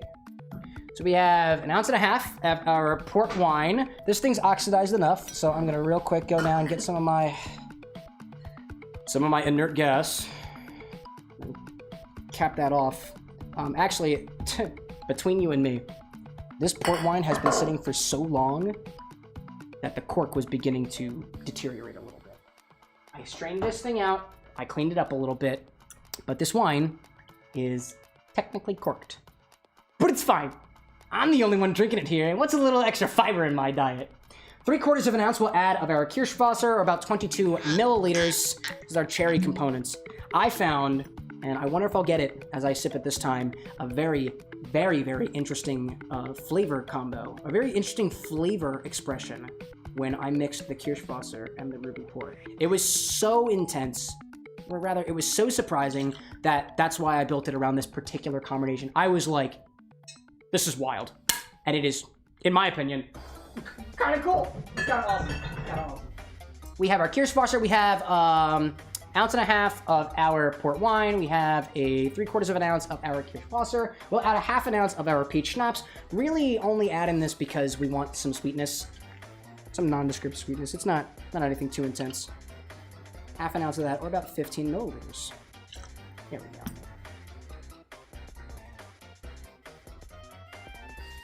It smells like maple syrup a little bit. It's delightful. I love the smell of that. Don't know why, but I do. Brad's saying, also Tales of the Cocktail 2024 is just around the corner. For those who don't know, Tales of the Cocktail is an event that happens in New Orleans, where stuff happens. There's cocktails and stuff. There's competitions and stuff that happen. If you're in the New Orleans area and you like cocktails, that is the place to go. And I'm still debating whether or not I'm going to that or not. I don't know yet. 1/4 of an ounce of lemon juice. We're gonna bring our lemon back over here. I think I honestly have enough give in this lemon that we were squeezing before. So let's try to see if I can get about 1/4 of an ounce out of that. Let's see. No. I need a little bit more. A little bit more out of that. A little bit more. I'm gonna need a little bit more. Let me pop this guy to the side. I'm trying to conserve the lemon that we use here. So I'm gonna do something with these lemons. Exactly what? I'm not so sure. There we go. That's really all we needed. 1/4 of an ounce. Not anything more than that. I did try this with a half an ounce, and it really was. I did not like it. Did not like it at all. Let me put these over here. Put them on your side so you're not. I guess you could go whatever side you want to, because if I put the lemon face down, it'll kind of clean the bar a little bit. We'll put you in our nondescript fruit basket. I cleaned that up. Ooh, Will's got. I do like the Sapphire Star, because blue is Will Power's favorite color, but their favorite crystal star to use is the Gold Star. It can be our powerful, and it's very, very powerful, very overpowerful, and destroys bosses. And Chapter 3 is Will Power's favorite chapter. That is an excellently articulated answer. My goodness. I like Will. He's cool. That was good. Okay, what else do we need here? We have our lemon juice. Let's see. So for our... Whoa, is there a name here? Yes, for our for our Art Attack cocktail, we have 1.5 ounces of fine ruby port, or about 44 milliliters. We have 3/4 of an ounce of kirsch, or about cherry brandy. We have a half an ounce, or about 15 milliliters of our peach schnapps, and 1/4 of an ounce, or about 7 milliliters of lemon juice. We're gonna shake that, take our residual water, and just dump it out the other side. There was nothing. Combine liquids into solids, give this a slap, and we'll shake this. And then we're gonna pour this over, what kind of glass? Let me see. This one goes into, wow, there's a lot of shaking on this. What does this glass go into?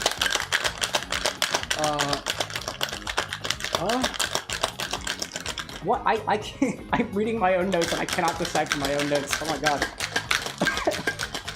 I think I know what glass this uses. I think I know what glass this uses.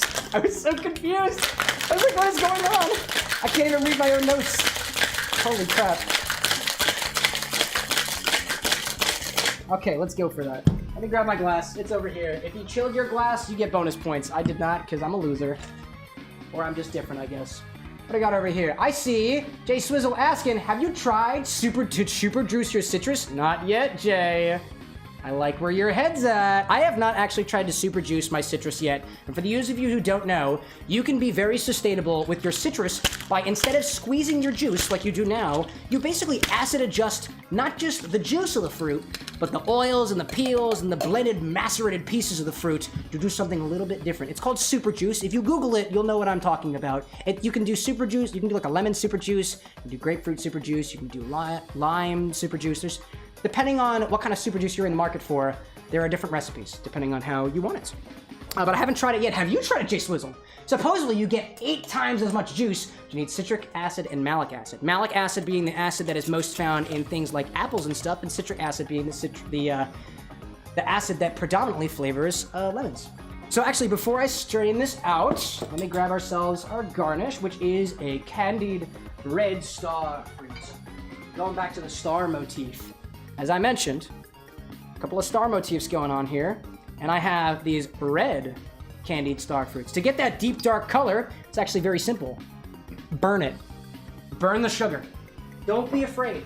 Let it cook for longer. If you want that deep color, burn it a little bit. It comes out just fine. These are tips I give to you for free. And then you can just kind of perch that on the side of your glass. Hello there. Oh, so haven't tried it, but would like to start. Fruit gets expensive. That it does. And it's, you know, depending on how you use your fruits, I want to have faith that you're more judicious than I. I'm very bad with my fruits. I went up throwing a bunch of it out, unfortunately. This is Art Attack. A cocktail inspired by Art Attack from Paper Mario and 1000 Years. Put that in there. I have so many shakers. I don't fit. Now we're fine. This is Art Attack. It has a red bubbliness to it. And it's garnished red. Oh, there's a little more liquid. I'll take that. Thank you so much. The angel share. It's Bourbon. It's liquor. It's a liquor term. Brad says these are real cute Mario RPG style garnishes. They have little happy arms. Like these look like Tyrannosaurus. They're cool too. Oh, Willpower said I was cool. It's great. Did you make those star candies? I did, actually. So I have video footage that I haven't quite edited yet, but I would like to put out a video on how I did this stuff. Probably some shorts and stuff on YouTube. Just easier as a creator for me. My process is... I have two jobs, basically. It's this and my day job. And I love that. It's a lot of fun. But to candy your star fruits, you can basically take any simple syrup, reduce it down to the point where it gets a little bit hard, and just let your chop your star fruit up and let them sit in it for a little bit.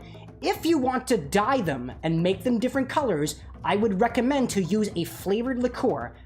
Don't worry if you're underage, the alcohol boils off in the process. But for the red star fruit, I used a bitter liqueur. For the red star fruit, I used a sour liqueur called Sour Pucker Raspberry. For the orange stars, which haven't made an appearance yet, I used a liqueur called Campari, which has a bitter orange flavor to it. For the green ones, I used blue curacao because blue plus yellow makes green.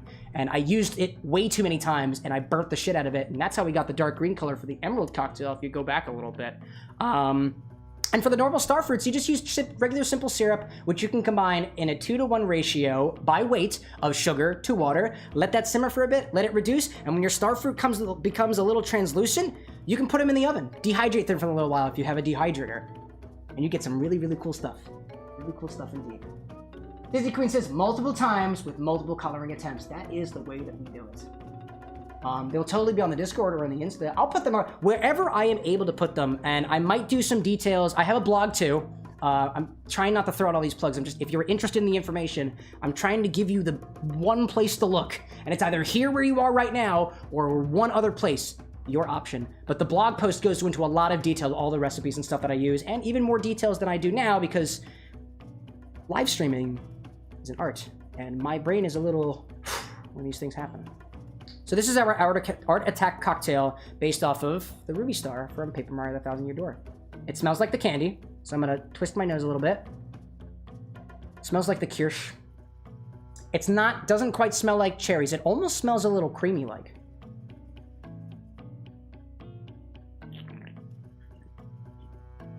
Yeah, there it is. Yep. Oh, it's so weird. Sourness is getting to me. Getting me sniffly and stuff. There are notes of almost pomegranate, dry, almost apricot, dark cherry fruits, and dare I say, there's like, it almost, I swear, and I was surprised when I tasted it the first time, it almost tastes a little bit like horseradish. I think it's the kirsch combining with the weird port, but it's got a slight spiciness to it, and I don't know why, and it's awesome! It's very good. For me, could be a little less sour, but I added a bit of the peach schnapps there to kind of balance things out. The peach is, I'll be honest, it's a bit lost. It's a bit lost, but the notes from the kirsch actually carries through very well to those very red stone fruit flavors from the port wine. That was specifically Cockburn's port wine. Your port wine may vary. Your kirsch is going to vary as well. A thing that I find that I thought was not important to say once upon a time, but I feel more important to say now is the bottle of spirit that you use does kind of matter. Depending on how, like, to the book that you are. Gins can be different across the board. Whiskeys can taste different across the board. And although if your palate hasn't gotten to the point where you can detect those differences, if I were to serve you, let's say, a rye whiskey old-fashioned in one glass and just, let's say, a corn-based whiskey in another glass, you might find something that's perhaps difficult to articulate, but different between the two. If the world were perfect and my mixing was perfect, which it is not, so there's other environmental factors that play into that. But depending on how far you get in your journey, if you drink as much as some of us do, you start noticing a thing or two. And maybe you won't notice it on your own, but if you compare, that's where I think a lot of the meaning lies. It's about comparing one thing to another. A lot of what I've been trying to get into the habit of doing is I'm mixing up these cocktails. Finally, doing the mixology that I've always wanted to do behind the bar because I have time for that now because of the change of the schedule and stuff, which I thank everybody for being so understanding about that. It really allows me to get deeper into this craft and get so freaking excited. I get so excited about this stuff. But it's awesome. The only reason I get to do this is because of everybody who continues to pop in and encourage me. So, thank you for enabling me. This is a lot of fun, and I thank you for that. What was I saying? We're drinking cocktails. It's good. I do get a little bit of... Actually, the peach schnapps have a weird aftertaste. And that's the aftertaste. It's very dry. It's very dry. If I didn't mention it's dry, that red wine is dry now. But that's the point.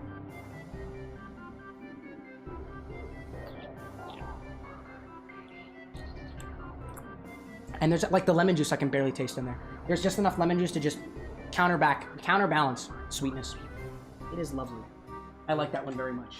And it's like, it's honestly, it is probably one of the more appreciable ways that I've been able to use Kirsch. And this bottle of Kirsch is like, there's like 3/4 of it left of it. I don't use it very often. I don't really know how to use it, but I'm learning, and it's very, very good. Let me grab a poster for this. We got these cute little floppy coasters for our wedding. They look like spirals and stuff. They're beautiful. And so long as it doesn't make it seem like my drinks are gonna fall over, I will happily put them to the side. Let's push the green back a little bit. It does put a little bit of fabric in the air. So I'm gonna try not to flick it like I just did, or else I'm gonna cause problems for myself. Oh, that's got a... Oh. Oh? Oh? Is it supposed to... Did I break it?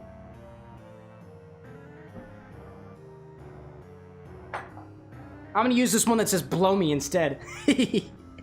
Oh my goodness. I'm not mature. How could I be? We're drinking over here. How could I be? Brad says, tonight, Aaron was like, what are you doing? And I was like, I don't know, find something. And he said, Cameron is streaming, right? So Aaron is on board with the new Monday, Wednesday schedule. Let's get him. And Disney Queen popped into the YouTube chat saying, I think some of the solidified blue sugar is still dried on our stove. From a few times I tried to drop the can. Yeah, I make a mess downstairs, but it's okay. Disney Queen still loves me. Great. So we're moving on to my next cocktail. Okay, so we are now at cocktail number 5 in our journey of 7 Crystal Star cocktails, all based off of the abilities from Paper Mario and the Thousand Endure, inspired by the playthrough that we just did. I'll take a moment just to break for a second and kind of give you what's been in my mind. This is what I have in my mind as the guy whose name is on the channel, albeit my name does not legally have an X in it. It's just a ploy. I'm sorry. I'm dishonest.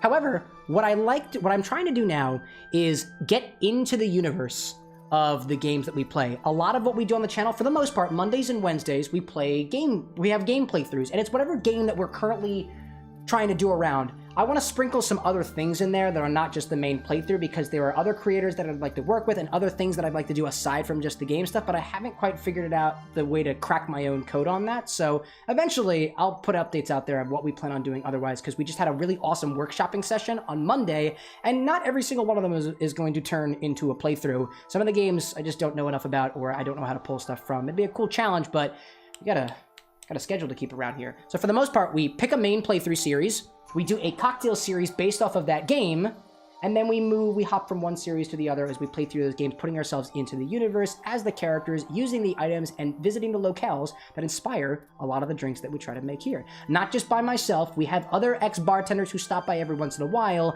It doesn't really help them because this is just in my house, so it takes a little bit of traveling. And the parking around here is shit.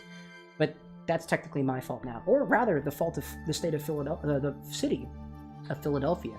So I would like to know if anybody does have suggestions for a game that they think would be really cool to either watch us do a playthrough of or to feature an entire set of drinks upon, let me know. In Twitch, you can do !suggest, and elsewhere, if you're in the, you can just DM me directly. It doesn't really matter where you are. I'm on a lot of the socials, and you'll see those at the end. Anyway, enough of that stuff. I've also spoiled the next drinks. I don't know, you have mass transit. I was very convenient when the pop died for a day. If you don't have a car, I'd say it's rather difficult. But yes, thanks to More Than Awesome, you guys already know what the next cocktail is, so you can just make the drink yourselves.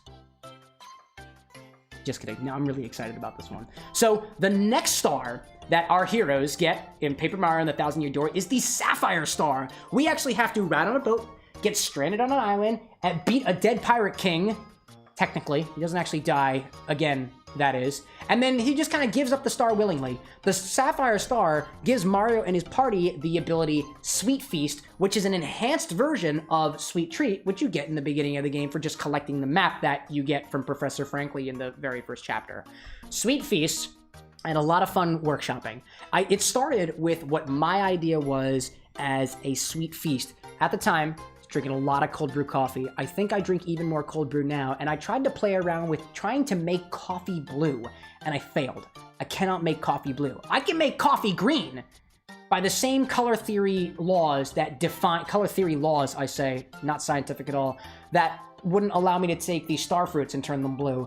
I turn them green, because yellow plus blue makes green, and if you clarify coffee, it comes out yellow, and if you add blue stuff back to it, it turns green. So I scrapped that for these cocktails. Those flavor notes continue to live around in this little dictionary mind of mine, so they may make an appearance later on. I won't spoil that. But so I switched topics. I did something different. What else is sweet? To me, when I think of sweetness, I think of what the events that actually happen on the Isle of Keelhaul Key. You find your partner there, Bobbery, Admiral Bobbery, which we also have another cocktail that we made. That's on the blog somewhere, or at a previous stream. Just watch that one. But he feigns his death on the island. He's like, oh, the sailing of the seas are over. I'm going to die on this island, and all I want is Coca-Cola. Just regular cola. Before I die. And then you go get some, like, cola, and you give it to him, and it comes back to life, and he's like, it's whatever, I'll join your party, whatever. I was like, what do we do with Coca-Cola? And during the holiday season, I learned of Pilk, Pepsi, and milk together. So I took that concept, let things curdle, and we did some really funny things. I'm now going to present to the world Coca-Cola, like you may have never seen it before.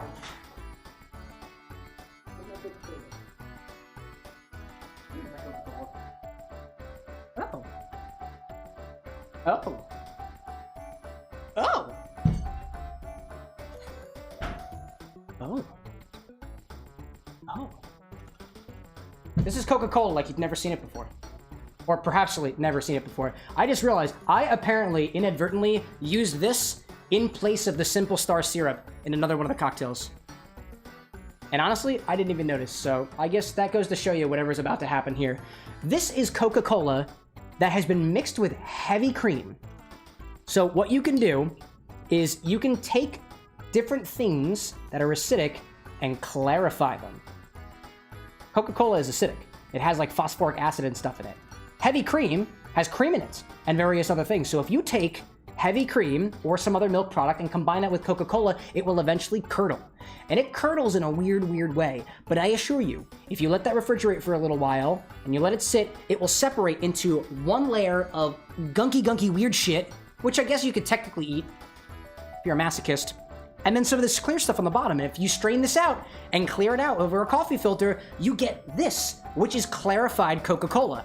I will say, and I will showcase for you right now, or at least if you want to believe me, you don't have to, that this more or less tastes exactly like Coca-Cola with some rounded notes of cream and like other smooth texture notes.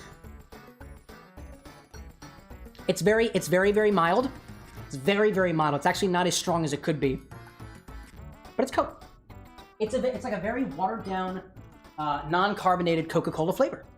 And so what I really wanted to do with this was play around with that sort of Coca-Cola aspect of things. And one of the books that I have over here reminded me that there is a recipe out there called the Cuba Libre.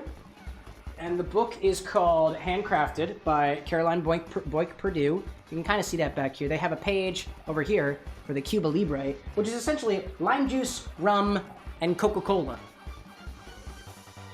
So it's basically, it's a rum and Coke with some extra lime to it. And so I thought it'd be really cool for our sweet feast, to deconstruct the Cuba Libre and rebuild it in this image of the Sapphire Star. It really represents the power that is within the crystal stars.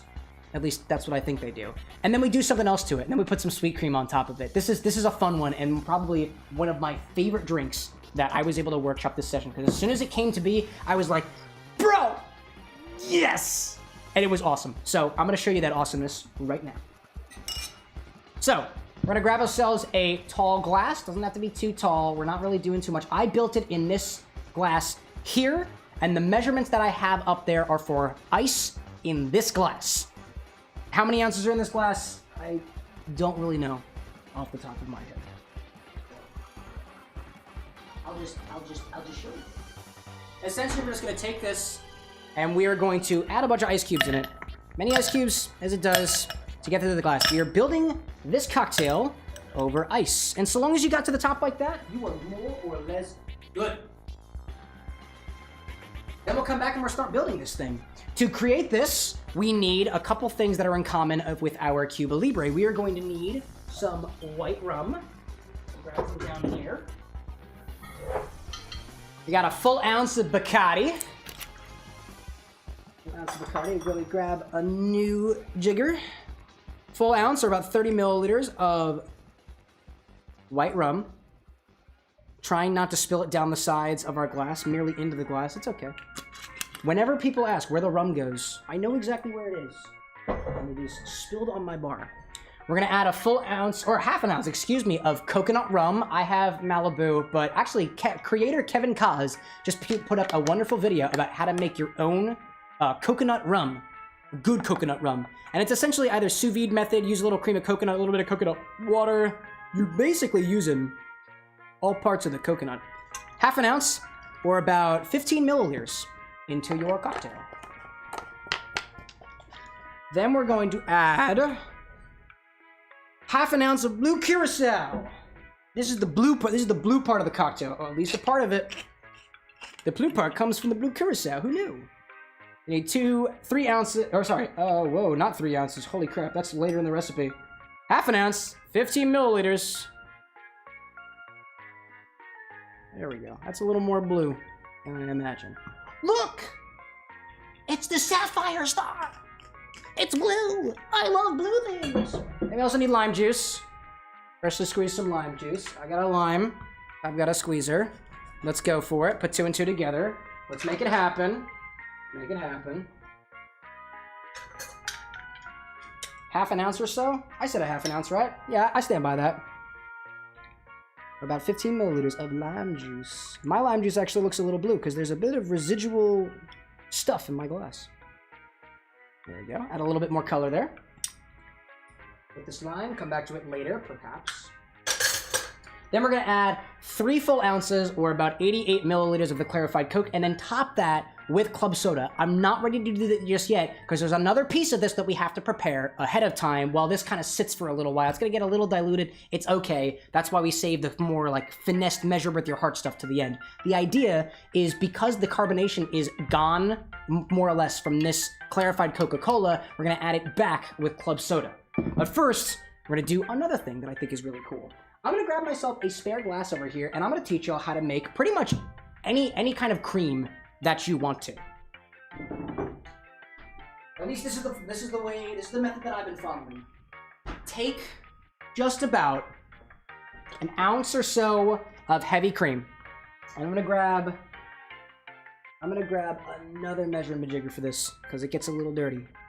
A full ounce, just about, and you can scale this ratio up as necessary, of heavy cream. And then you're gonna add half of that in some spirit of your choice. It really doesn't have to be anything in particular. I chose blue curacao because I want this to have a blue color. And the blue color carries through when you milk froth this thing and do other cool stuff to it. So then we'll add about a half an ounce or 15 milliliters of blue curacao to a separate container than the first one. Then, because heavy cream is a little, doesn't really have a lot of sweetness to it, we're gonna add back some of the sweetness by adding just a teaspoon of sugar. All of these recipes will go up on the blog later, and I will try to put them in the description of the video too. This is not a teaspoon. This is half a teaspoon. This is, where's my teaspoon? This is half a tablespoon. What the heck? Where are the thingies? That's a teaspoon. There we go. Teaspoon. Teaspoon. There we go. There we go. Will Power says, this one looks interesting so far. Thank you for your kind words, Will. And now what we're gonna do is the fun part. I need my frother. You're gonna take what you just did and gonna froth it. You're just gonna put this thing on the inside and just gonna froth it. And I'm gonna try to make it so that y'all can see what's happening here. Put it inside, do some whipping. Keep on whipping. It's gonna take a little bit of time. I like to kind of go down and up. I'm not a professional at this. This is just what worked for me recently. Right now it's very watery, but until when I start seeing, I'm not sure if you can see that, but as soon as you start seeing ridges show, and you can almost see the cream folding on top of each other, that is the level of thickness that I require for this cocktail. I'm not quite there yet. Almost folding. Almost folding. If you're not careful, you'll make a mess of your bar too. But that's fine. You can just clean it up later. Almost there. Getting there. Getting there. I don't know whether it's better to go up and down or otherwise. And the last time I did this, the thing actually popped off. The thing that's spinning. And it's struggling. I can see that. There we go. There's also some sugar at the bottom. That helps. Oh, there we go. Almost, almost. I think it's running out of battery. But this will work just fine. Yeah, and you can see, we basically just whipped water into this thing. That's a good consistency. This like doubled in size. If you need to clean this, evidently this thing comes off. Oh my god. Not like that though. Okay. Well, I might have broken this thing. I'm just gonna put that in water. Whoops. I'll deal with that later. Whoops. Anyways, so now we're gonna save this for the latter half of the drink. As we go back to our other creation over here. Oh, Brad says, so does the ABV of the spirit you use matter for this cream ratio thing? Probably, but I don't know. I haven't experimented enough with this to find that any particular ratio of alcohol matters over one or the other. This is alcoholic though. It doesn't come out of the solution here. Now what we'll do is we'll add back our 3 ounces of clarified Coca-Cola using the measuring majigger that we were using earlier, about 88 milliliters. We're adding more sweetness. Adding more sweetness. 3 ounces. So 2 ounces on one side, a little bit on the other. Might add some more ice to this. I will add some more ice to this. We want some more ice. Put my syrup away. Add more ice. This is a building the glass. Measure with your heart kind of thing.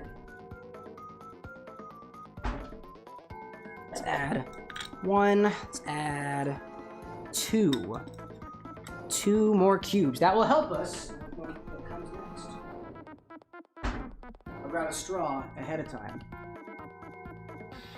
Brad says, asking because I want to eat or drink bourbon whipped cream every day. Oh, you should. It's delightful. Now we're going to take some club soda and we're going to add that to the top. Honestly, you could do 1.5 ounces like I've specified. You don't really need to.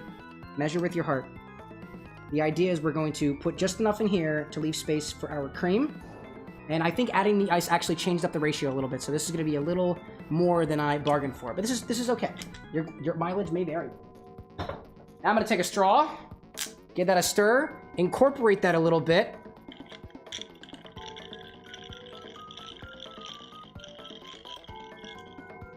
There we go. And then you could use a bar spoon with this, but if you pour over top of the ice, it should be just fine.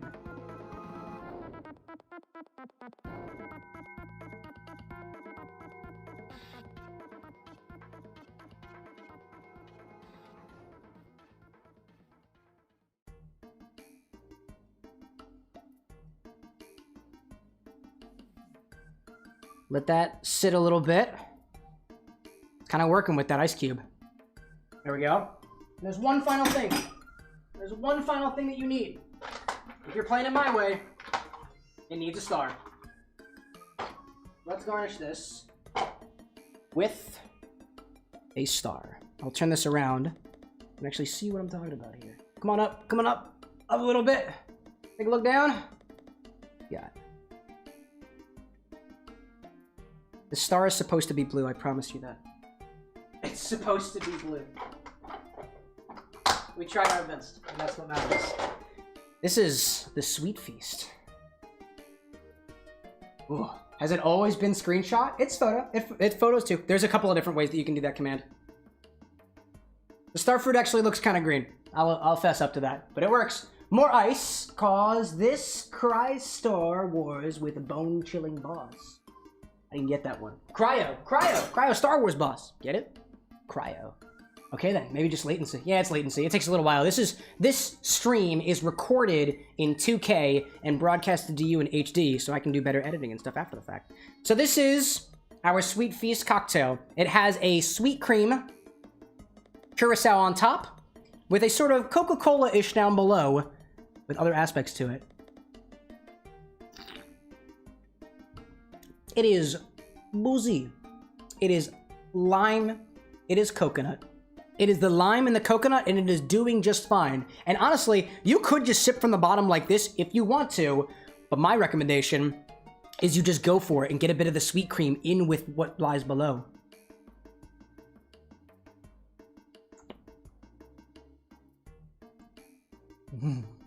Oh my goodness, it's good. It's very good. It's like a bubbly, it's almost like a float. It kind of tastes like a lime coconut float. A lot of those flavors from the Coca-Cola have kind of dissipated a little bit, but those notes of like caramel, sassafras as it's been described to me, are not gone. They almost play a supporting role now as opposed to being the flavor of Coca-Cola that sometimes kind of like punches you in the face a little bit. I like this one a lot, mostly because it does a little bit of work for it, but it's just like, it's different than other drinks that I've seen. It is a lot like what you would be able to get at some bars, but it feels like it elevates it to a different level. Granted, this is still like really sweet, and there are obviously critics everywhere who would be like, this is not that intense, it just likes you're throwing too much at it. To which I say, yeah, probably, but that's all a part of the fun. Suggestion, Brad says, I know this is the wrong place for it, but add sips command note to the recipe box in the cocktail can, your face cam see. Oh, I didn't realize that wasn't there, look at that. Oh, okay, I did, yeah, that's right. If I switch back, is it there? Oh, look at that. I didn't realize that. Excellent, excellent. Thank you so much for pointing that out, Brad. I would have never noticed that. Great. This is what it's all about. And honestly, you don't need to let this just sit like this. You can mix it up a little bit. What we've done to the cream, I don't know if it's specifically like, I don't even know if it curdles or not at this point, but I feel like it tastes good together. And technically, if you drink it fast enough, it really doesn't have a chance to curdle at all.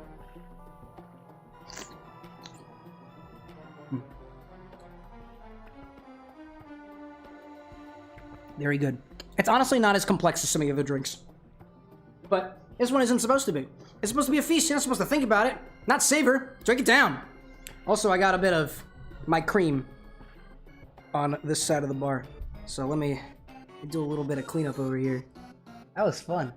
It's a cute drink. Oh, thank you. You're a cute drink. We're all cute drinks. As opposed to being a snack, instead of, I guess, biting you in one piece, I'd sip you slowly. Yeah. So that's our Sapphire Star. And to be fair, I would consider this more aquamarine, but, you know, it's blue. And honestly, I'll take that. I'll take that with me. Coolio! So we've got 5 drinks so far. There are 2 more drinks. 2 more Crystal Star drinks remaining. This has been fun so far. I'm going to fill up with a little bit of water before we move on to the next one. We have 2 more stars left, and those include the Garnet Star and the Crystal Star. It doesn't get any more, it doesn't get like less, it doesn't get more boring from here. It gets fun. It gets fun. I am still, although we've covered some pretty cool cocktails so far, I also really like the ones that happen after the fact. They all have different aspects. I would want to know too, like by the end of this, like what's your favorite so far? Like if you would order this at a bar that you could actually order things from, which one would you order? Do you know your tastes enough to say which one that you would likely gravitate towards? What kind of drinker are you? Do you go for the sweet stuff? Do you go for the short stuff? We take all walks here at the Bar with An X. We try not to judge. We try not to judge. And I wouldn't call myself a mixologist if I didn't have experience with more than just my particular style of drink. Oop, I don't want that straw to get caught. Put you over here. I don't really have a good place to like display our drinks and stuff. I'll put that over there. That'll be okay. Oh, but this one was cute. Shame we didn't make a Bombay gin cocktail for that one, right? Whatever. It's tropical. I'm hyped for the next chartreuse one because it's in Alaska with a little hearing, right? You got it. You caught on there. So our next cocktail, our penultimate cocktail of the evening, is one called Showstopper, and it is inspired by the ability that Mario and his team gets from the Garnet Star in Paper Mario and the Thousand-Year Door. Let's take a trip back to the Excess Express. We are on the train and we're going for a ride to try to find another crystal star. We're helping a couple passengers along the way, maybe kicking a weird ambiguous boss out of the way.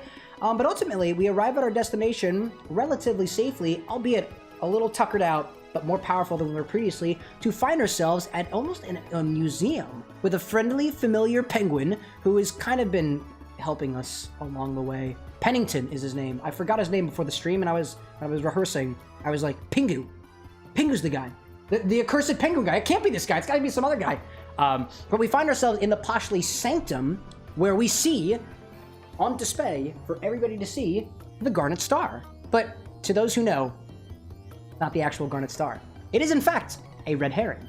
The real Garnet Star is hidden inside of a painting behind the display with a little dark side of the temple where there's a bunch of like dark booze and stuff everywhere, and that's where you find the actual Garnet Star that gives Mario and his party the ability to use Showstopper, a move that, when executed superbly, KOs every single enemy.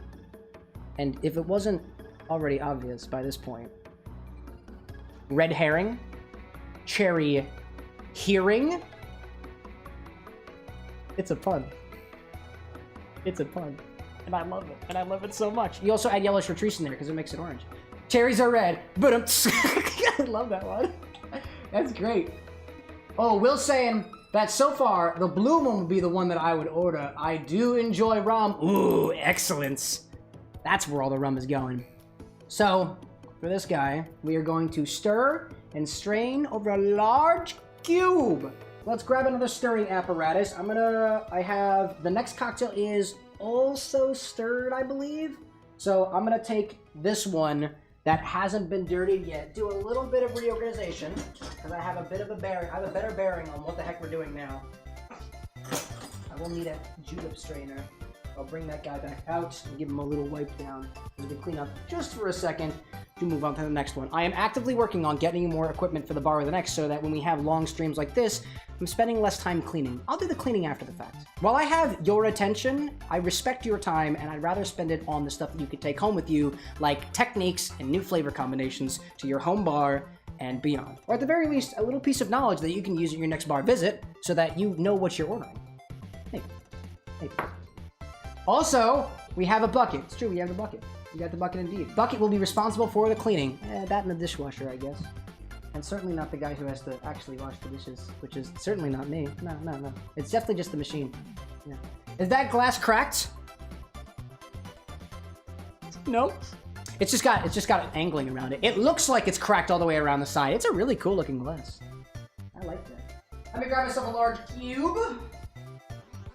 And actually, it looks like it's the last cube in the set over here, so that's pretty cool. I will also need to grab another one because this will be strained over a large ice cube. So excuse me for just a moment. But just a momenta, I prepare more cubes. There we go. There's one cube, there's the other cube.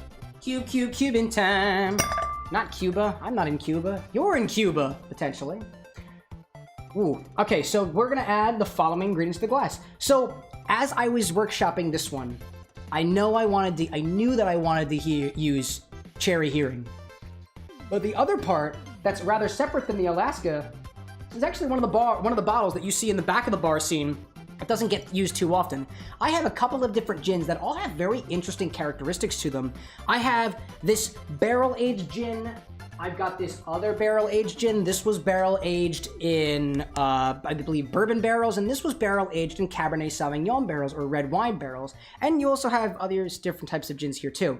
When I was workshopping this, I loved the combination of cherry hearing and yellow chartreuse. There was something about the interplay between these two ingredients that felt a little overpowering, so I wanted to dial it back with something a little more spirit forward. And I had the pick of the chicks here. I could pick any one of these bottles that I want to, but I gravitated toward gin.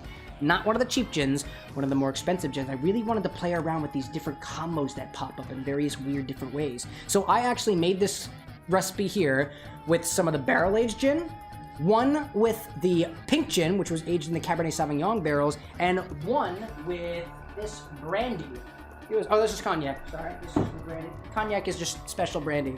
And one with this brandy here. And when I compared the 3 different drinks that were created, I was kind of blown away.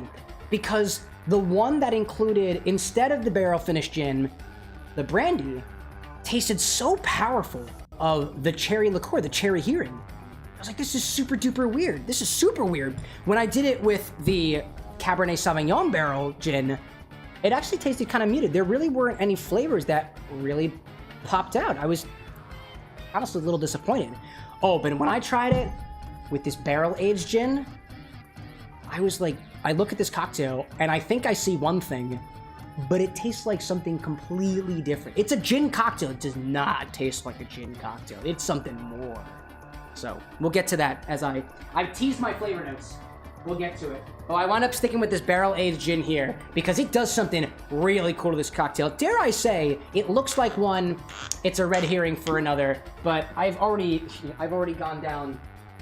I've pushed that joke into the ground already. So 2 ounces of really spirit of your choice here, but I went with 59 milliliters of this barrel-aged dry gap gin from Knoxville Distillery in Tennessee. Known for their whiskey, but I assure you, you're a gin lover, you're not that far up for some really, really good options. Barrel-aged gin is so much its own thing, I don't even know what to do about it. I love some bourbon and whatnot, but some gin as well is more than awesome. I also feel like an Alaska Riff makes the other spirits taste like so much more of what that spirit is. I only do Alaskas with gin I love, says Brad. Wise man. Wise man. Now we're gonna do half an ounce of yellow chartreuse. Yellow chartreuse is the sweeter of the bunch, and there are alternatives that exist out there. I've never tried any of them. But chartreuse is getting a little harder to come by. And these bottles were also donated by, not an anonymous benefactor, a damn beautiful benefactor. And actually, I under-measured on this a little bit for that half ounce. I need to update my assumption thing. A little bit more. This jigger actually has lines on the inside of it to tell me where the half ounce mark is, so I use it sparingly. And then we need cherry hearing. This is the only cherry hearing that the Bar with an X has had, and I'm trying to find it. I know it's down here somewhere. The hell is my hearing? Where is my cherry hearing? Where is my cherry? There we go. It was behind my banana liqueur, right in front of the other cherry liqueur that's much, much cheaper. There we go. Tastes like yellow and hay. The yellow Strega is a good yellow substitute. It's like yellow and hay. Excellent. Thank you for the recommendation. And then we add our cherry hearing. And if all goes well, this will look a little orange. At least a little bit. That back there is a very sticky bottle. Very, very sticky bottle. And we'll stir that. So let's grab another stirrer. Give it a stir. And hang out for a little while. Just like this. We're going to garnish this with an orange carrot starfruit, and we're going to pour it over top of a cube. This one more or less adheres to like an old-fashioned template, albeit leaning a bit more on the liqueurs in this case than some others might do there. It's very, very fun. I will snap a picture, says Brad, and put it in the Discord so you can find it at your local liquor store of choice.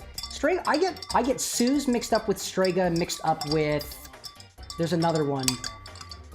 And it's what my mother drinks. My mother likes it. It's not Strega, it's not Sue's. It also starts with an S. Gosh, I can't remember what it is. Anyways, but to me it tasted like bath water. I don't like that much, very much. Whatever it was that my mother was talking about. You wouldn't be able to ask me. I've been stirring for a while now, and that's okay. I'm getting a little tired. I'll admit, I'm getting a little tired. It's getting close to my bedtime. 10 o'clock. Whew. How's everybody else doing out there? Any of these drinks doing anything for you? No? Have you learned anything so far? It's okay. All right. Let's take this, and we'll strain it over a large cube in another old-fashioned glass. Do I have a nicer old-fashioned glass? What do we got over here?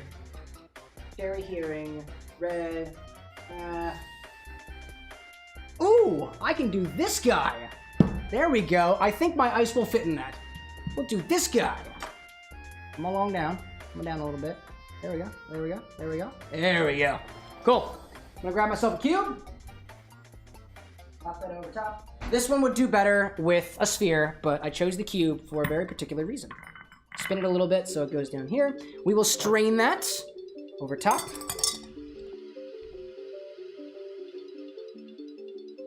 We'll pour it right in the middle to try and make a little divot. Or, as that ice cube begins to float, I'm gonna put something in there. I'm gonna put something on top of that. I gotta find it. I gotta find it. It's in one of these containers. One of these containers. It's the orange one. There we go. Orange candied starfruit lights hang right up on top of this. This will eventually fall into the glass. This is a very dry candied starfruit, so it will eventually rehydrate as it sits in your glass and release some more sugar as you sip and get to the bottom of the glass as it dilutes itself along the way. This is it here. Sadly, I need to go, says Will, so I can see the Crystal Star drinks and watch a little bit later. That is okay. Thank you for popping in, Will. You have a wonderful, wonderful rest of your day. This is Showstopper. The show is not ending. Not yet. Not yet.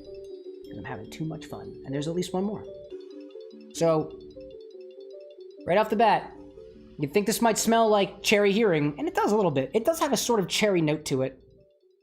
However,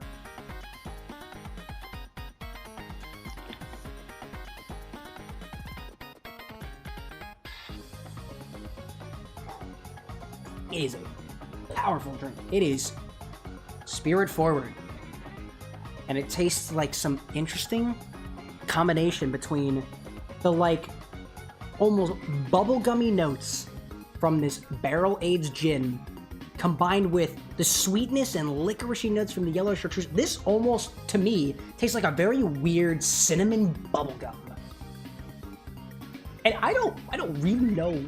I don't know what's going on there. When I tried it with the other ones, I'll repeat what I said before when I said that when you use brandy as the base spirit, this just tastes like cherry. It tastes like a really powerful, like, cherry cough syrup.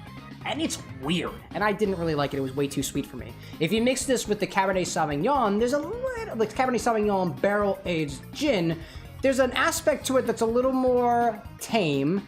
I think the creamy notes that I tend to get from Cabernet Sauvignons translate into the drink and just kind of mellows everything out. It's a very mellow drink. It's more easily sippable than this guy here. But with the barrel-aged one, oh, it's like all in your face. It's all in your face there. It is spirit forward. It tastes like the yellow chartreuse. The sweetness in the yellow chartreuse versus the green plays just enough role to support the other flavors as you get this slight cherry note, which otherwise, if you drink cherry here on its own, to me is way overpowering. It's delightful. It's like almost one of those cherry truffles, but like without the chocolate, and it's delightful. But when mixed like this, it can sometimes be overpowering, but this tempers it, and I kind of like that. Evidently, cherry and vanilla flavors go together. Oak barrels tend to impart vanilla and other baking spice notes to whatever sits inside of it. The gin, on the other hand, I forget exactly what it tasted like. I did taste the base gin when we were down in Knoxville, but it's generally juniper forward. It's generally very herbal and can be kind of floral as well. Those notes combine with the weird herbaceous botanical notes from the yellow chartreuse, and they kind of bolster each other up. If I had to pick out a particular herb that strikes me as being relevant here, it's mint without the mentholness, and it's almost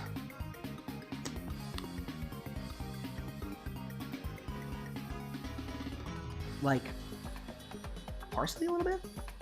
No, not parsley. It's more sweet than that. It's very almost mint. It's not mentholy mint. It's supportive mint. Exactly what kind of mint? That everything else is lost on me. It's a little grassy too. Just a touch bit. Yellow is Oh, I love that you pick up the licorice and yellow and in this because I always think a tiny floater of yellow makes all the other notes come out. There's always an encore after showstopper. There has to be. And yellow is very sweet. We have a very cherry. This is why we have cherry bark vanilla bitters. Indeed, for this cocktail here, I didn't use the cherry bark vanilla bitters because to me that brings notes of like almost like ginger snap cherry vibes, like baking like fresh made cookies. And that's not really what I'm going for here. There could probably be a particular bitter combination that does well here, and I didn't really play around with it. But as we proceed with our stream here, I'm actually curious to see how...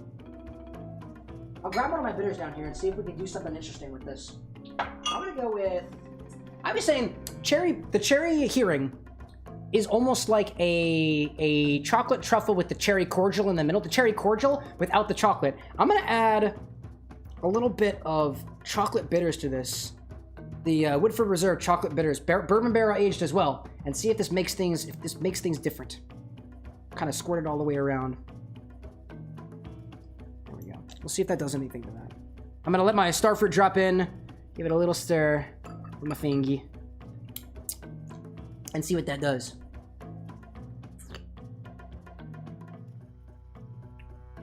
A little bit more. Might need a little bit more of this. Yeah, this makes a ton of sense with the chocolate. Oh yeah. Oh yeah. We'll do one more of those. We'll work our way up. When I tend to play around with bitters, I just kind of, I add a little bit until it actually, ooh. I did get a little bit of chocolate on the very end of the note.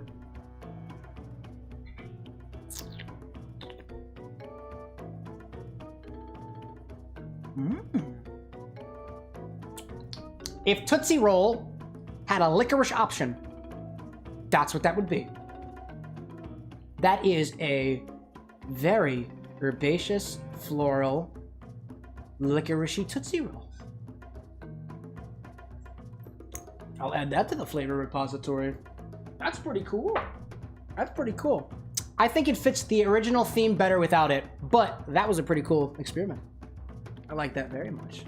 I do love an old-fashioned with a heavy-handed chocolate and cranberry. So throw in chocolate and the woodies and cherries tracks. And woodies and cherries tracks. There's stuff going on there. I love it. Let me put this guy off to the side. Woo! We're almost to the end, everybody. 6 cocktails down. There is one more to go. One more to go right now. At this point in time, as a content creator who's trying to do a lot more with this thing, it's time for me to give my shameless request, and that is, if you're liking what you're seeing, you can click a follow. Follows are free. And we do more of this stuff. And if you have suggestions, if something that you see here is not present already, let me switch angles. If something that you see here is not already present, feel free to let us know. Because I read everything. Because I like it.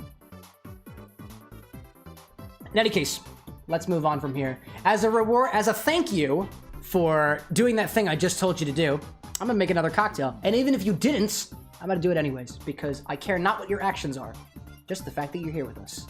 So thank you. The last cocktail, he does read everything, it's true. The last cocktail is the Crystal Star. The ability's name is Supernova, a powerful attack that when executed well can do up to 15 damage, completely piercing through enemy defenses. It's very, very useful if you're trying to get through the latter parts of the game, and I used it, I think, very, very often to get through some of those final levels in the Pit of 100 Trial. But how do we get the Crystal Star? Well, after Mario and crew go back from Poshly Sanctum after trying to recover from whatever guck is still sticking on them from that Smorg battle, they realize that the last Crystal Star is actually on the moon. And it is in the X-Naut base, where Princess Peach was being held captive. By the time that you get there, Peach has been taken somewhere else, and to spoil the ending, she was taken to the Palace of Shadow and sacrificed to become the very pure-hearted vessel for the Shadow Queen, because we don't actually get there. There's no Crystal Stars after that, so that's the end of the game. And so when you get up there, and you do all the puzzles and stuff that you can find inside of the X-Naut base, you have to fight Magnus von Grapple 2.0. Not the big guy, not Grotus. You fight him down in the depths there. But when you fight Magnus von Grapple, piloted by King Grotus 2.0, it's powered by Crystal Star. The Crystal Star. In the game, this one doesn't have a particular, gemstone that corresponds to it. It is just the Crystal Star. And it gives you Supernova. And when I was thinking of these star things, back when I was still trying to come up with cocktail ideas for this, I thought of other cocktails with the word star in it. And one of the other cocktails that you can see out there, which is actually kind of a split cocktail, is something called the Porn Star Martini. And the Porn Star Martini, sounding a little sensuous, is essentially a passion fruit forward drink. It's not technically a martini, that goes with champagne. And you tend to build the Porn Star Martini on the side, garnish it with a little floating passion fruit, and then you chase it with your champagne glass separately. And it's a very interesting cocktail. I've never actually had one. And while I was workshopping this, I saw Kevin Kaz and a couple different people do a video on a clarified Porn Star Martini, where essentially you take this little substance called Pectin X SPL that breaks down the chemical that allows the cell walls in a lot of fruits to bind themselves together, essentially clarifying fruit juices like raspberry juice or strawberry juice or passion fruit puree in this case. I got some Pectin X, and it didn't actually make it into the final cocktail here because I was really trying to focus on a color, really trying to keep things themed for this. So this is a completely colorless riff on a Porn Star Martini, kinda, and it's only able to be colorless because of another contribution to the Bar with an X, which is this passion fruit rum, which technically has a sort of orange color to it, that was brought in from Puerto Rico from one of the people that we happen to know here. This Don Q is very, very good, and it doesn't pop up very often. But as I was mixing the things around, I was like, I wonder if it has a place here. And it does. And I struggle with this a little bit. This was one of those drinks that when I was still trying to workshop it, it was always too sweet, always too sweet. And I played around with it for a little bit. And that addition of the celery bitters, as Brad pointed out, actually did the job of allowing this to kind of live on its own. And it was really, I was completely surprised by that. It basically acts as adding a savory component to this, which I thought was really, really cool. But not only is it the passion fruit liqueur that I thought was really good with this, I was playing around with a couple of different things. I wanted to try passion fruit. And in my flavor matrix book, it says that passion fruit, and even the Porn Star Martini, uses a bit of vanilla bitters. Eat it, they say. I'm gonna go, ooh, I'm gonna pick a bite. I'm gonna go for the red guy, the ruby star. That is evolved. That's evolved a bit. I'll be trying, at the very, very end, I will try all these cocktails again, seeing how they taste over time as things start to cool down a little bit. Life says water, so I'll do it with the water. As I spill shit all over myself. We continue the show nonetheless. Passion fruit in the Porn Star Martini is further glided along by some vanilla simple syrup or vanilla extract, depending on the recipe that you see. Vanilla plays a key role when you think about when things are aged in oak barrels. And I have a Reposado tequila here. The only Reposado that I have was a bottle of Patron that my mother told me to buy for her and then told me to keep. And I use it very, very sparingly. Sometimes those barrels that you sit in for a variety of time, I think in the case of a Reposado, it's at least a year of time, but don't quote me on that. You can impart some of those flavors. So I thought that residual vanilla might pair well with the passion fruit. But when I was workshopping with that, when I mixed the passion fruit and tequila together, it wasn't really doing what I wanted it to do. I had a note that was in my head that said, you should try this with something that's funky and banana forward, and I landed on cachaça, and somehow all of this together in the ratios that I have provided over on the corner over there is very, very interesting. I would say that this is probably, out of these, one of the more odd yet tame combinations of flavors that I'll be honest, I don't have enough flavor context to know which flavors go really, really well with other ones. But this one sits in like a comfortable, weird zone of flavor. But instead of just telling you what it is based off of my experience so far, I'll mix it for you right now, and we'll get right to it, and we'll mix it right in front of you. I need to clean out my stirring apparatus real quick, just because I'm running low on things over here. But after I do that, it'll be off to the races. And I will drink more water.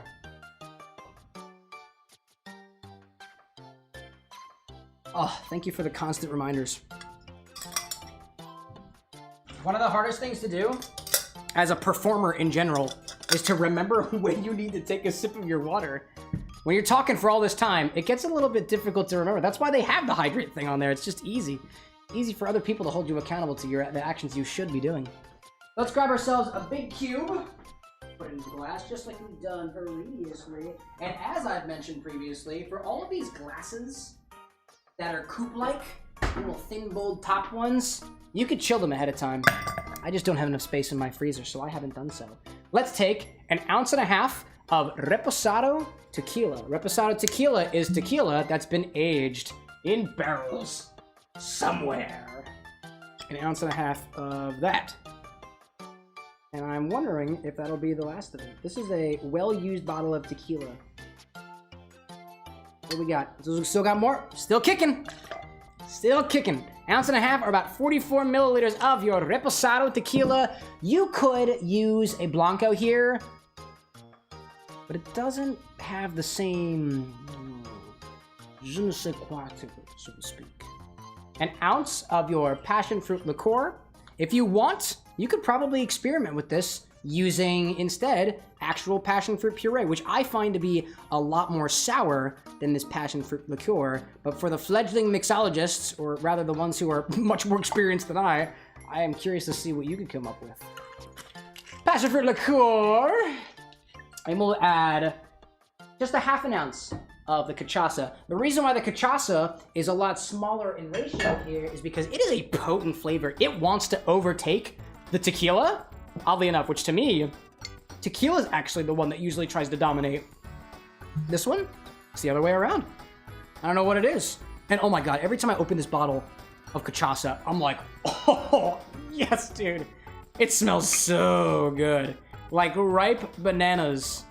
Ripe bananas on a summer day that you had in your freezer originally. It's great. Reposado tequila has been aged somewhere. Hashtag true facts. Truer facts never been spat anywhere, my friend. All right, let me move this up a little bit. These angles are getting weird. Angles are getting wacky. All right, now we are going to add 4 to 5 dashes of celery bitters. They're around here somewhere. Let's get our friend. Celery bitters. Celery bitters? You are. Bitter truth. Celery bitters. Celery bitters, at least according to one book I read, is one of those bitters that you use to accent certain things. It is used as a modifier to add a savory component to some stuff. Brad says, I can't do cachaça. I also can't do tequila, but dang, if cachaça doesn't dominate a room in a way nothing else does. 1, 2, 3, 4, 5. Add a little bit more in there. It's up to your interpretation. I like flavoriness, and it doesn't overpower the cocktail, at least in my opinion.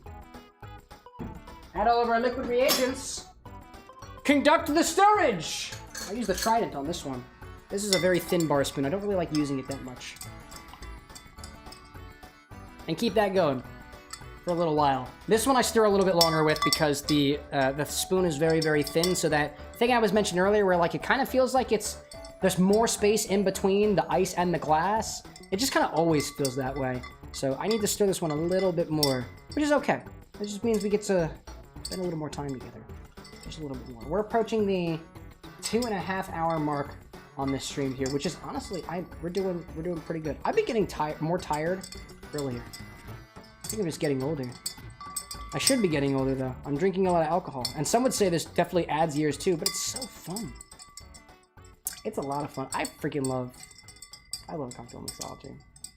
It's a shame that, for the most part, after this, and I've already mentioned so far, the next playthrough is Dream Daddy. It is a dad dating simulator, and we're gonna be making cocktails for every dateable individual in that game, which includes a bunch of people who either do or had children. Because they're dads. It's great. Not the Brad's dating sim, the dad dating sim. So, honestly, now that we have stirred this cocktail, there's one other thing that I want to add to it. And actually, let me put this back in view for just a moment there. Just a moment. We're going to add a little bit of luster dust, and it's buried around here somewhere. I need to find it. Oh, there you are. Underneath my atomizer. We need just the slightest, a slight pinch of this luster dust. I'm just going to put it to the side just a little bit and just like tap it. You don't need a lot. You do not need a lot. A lot is overpowering. Little bits of sprinkles. There we go. That's like 1/8 of a teaspoon, probably. There's nothing more that you need there. And that's just to give this a bit of a cool little effect. I'll stir that around, just like that. And there's a little... We'll see. See. We'll grab ourselves a martini glass. If we're doing Dream Daddy, we're just a few cycles away from Boyfriend Dungeon. That we are. What we'll do is I'll grab a martini glass, and I'll show you all a little trick, too. I'm trying to back this up just a little bit, because you're not really going to see what I'm trying to explain here. Let's strain this out. A little bit of luster dust in it. This is the Crystal Star Supernova. It has some luster dust in it to give it a sort of sparkly component to it. It's not overpowering, but it's just enough to refract the light in just a way that it's appreciated. Now, the other part of this that I think is really cool, we can take advantage of the aspects of the martini glass by doing something a little cool. I'm gonna go over here, I'm gonna grab myself a little sword and some mint. The sword is over somewhere. It is a mess over my garnish station. I gotta show you all this at some point. There you are. There are the swords. And I gotta get some mint. That mint down here somewhere. My refrigerator. There we go. I'm back. I'm coming back now. I'm gonna take some mint, take some swords. I'm gonna take a small... do a green sword, because it matches my mint. Put that to the side. As I grab myself more or less the best piece of mint that I can find from here. Small little bushel of mint. We don't want it too large. Do not want it too large. I see a little thing right here. You're looking okay. Ooh, hello there. You're a nice little bushel. I'm gonna go in for just this tip here. Just the tip of the mint. There we go. That tiny little guy down there. We'll put the rest of the mint away. Conserve that for a little bit longer. I put it in my fridge in order to do that. I'll freeze it. Preserve it in a different way. What I'm gonna do is I'm gonna take... Oh no, my little mint! Okay. I'm gonna stab it right through the center. Try not to stab myself. Just enough to spread out the mint just a bit. I'm gonna dip it into my martini, and if everything works out great,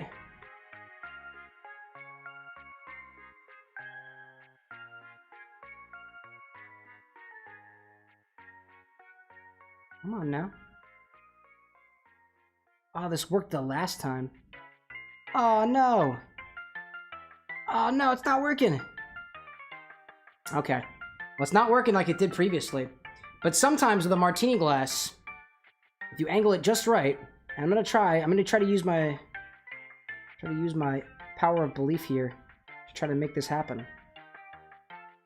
Nah, it's not working. Sometimes what you can do is you can take small little things, small little straws or otherwise. I'm gonna try with a toothpick and see if it works a little bit better here. You can adhere it to the side of a moistened martini glass, just like that. See, just like that. That's what that was supposed to do. All right, well, I'm gonna retry this with the toothpick instead, because apparently the sword is being difficult.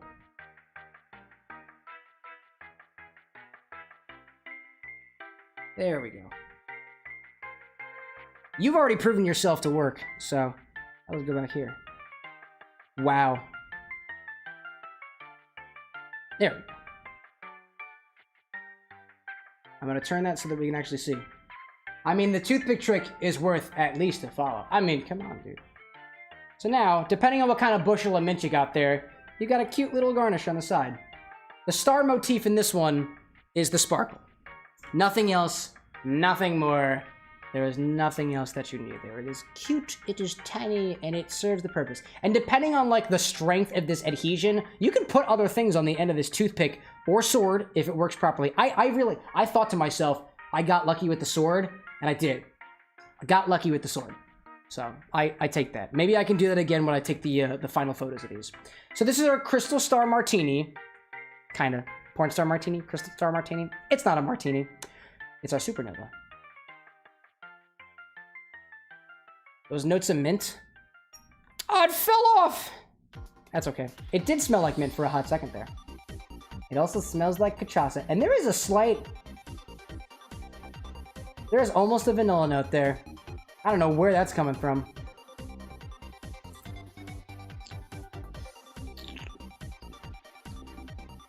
Ooh.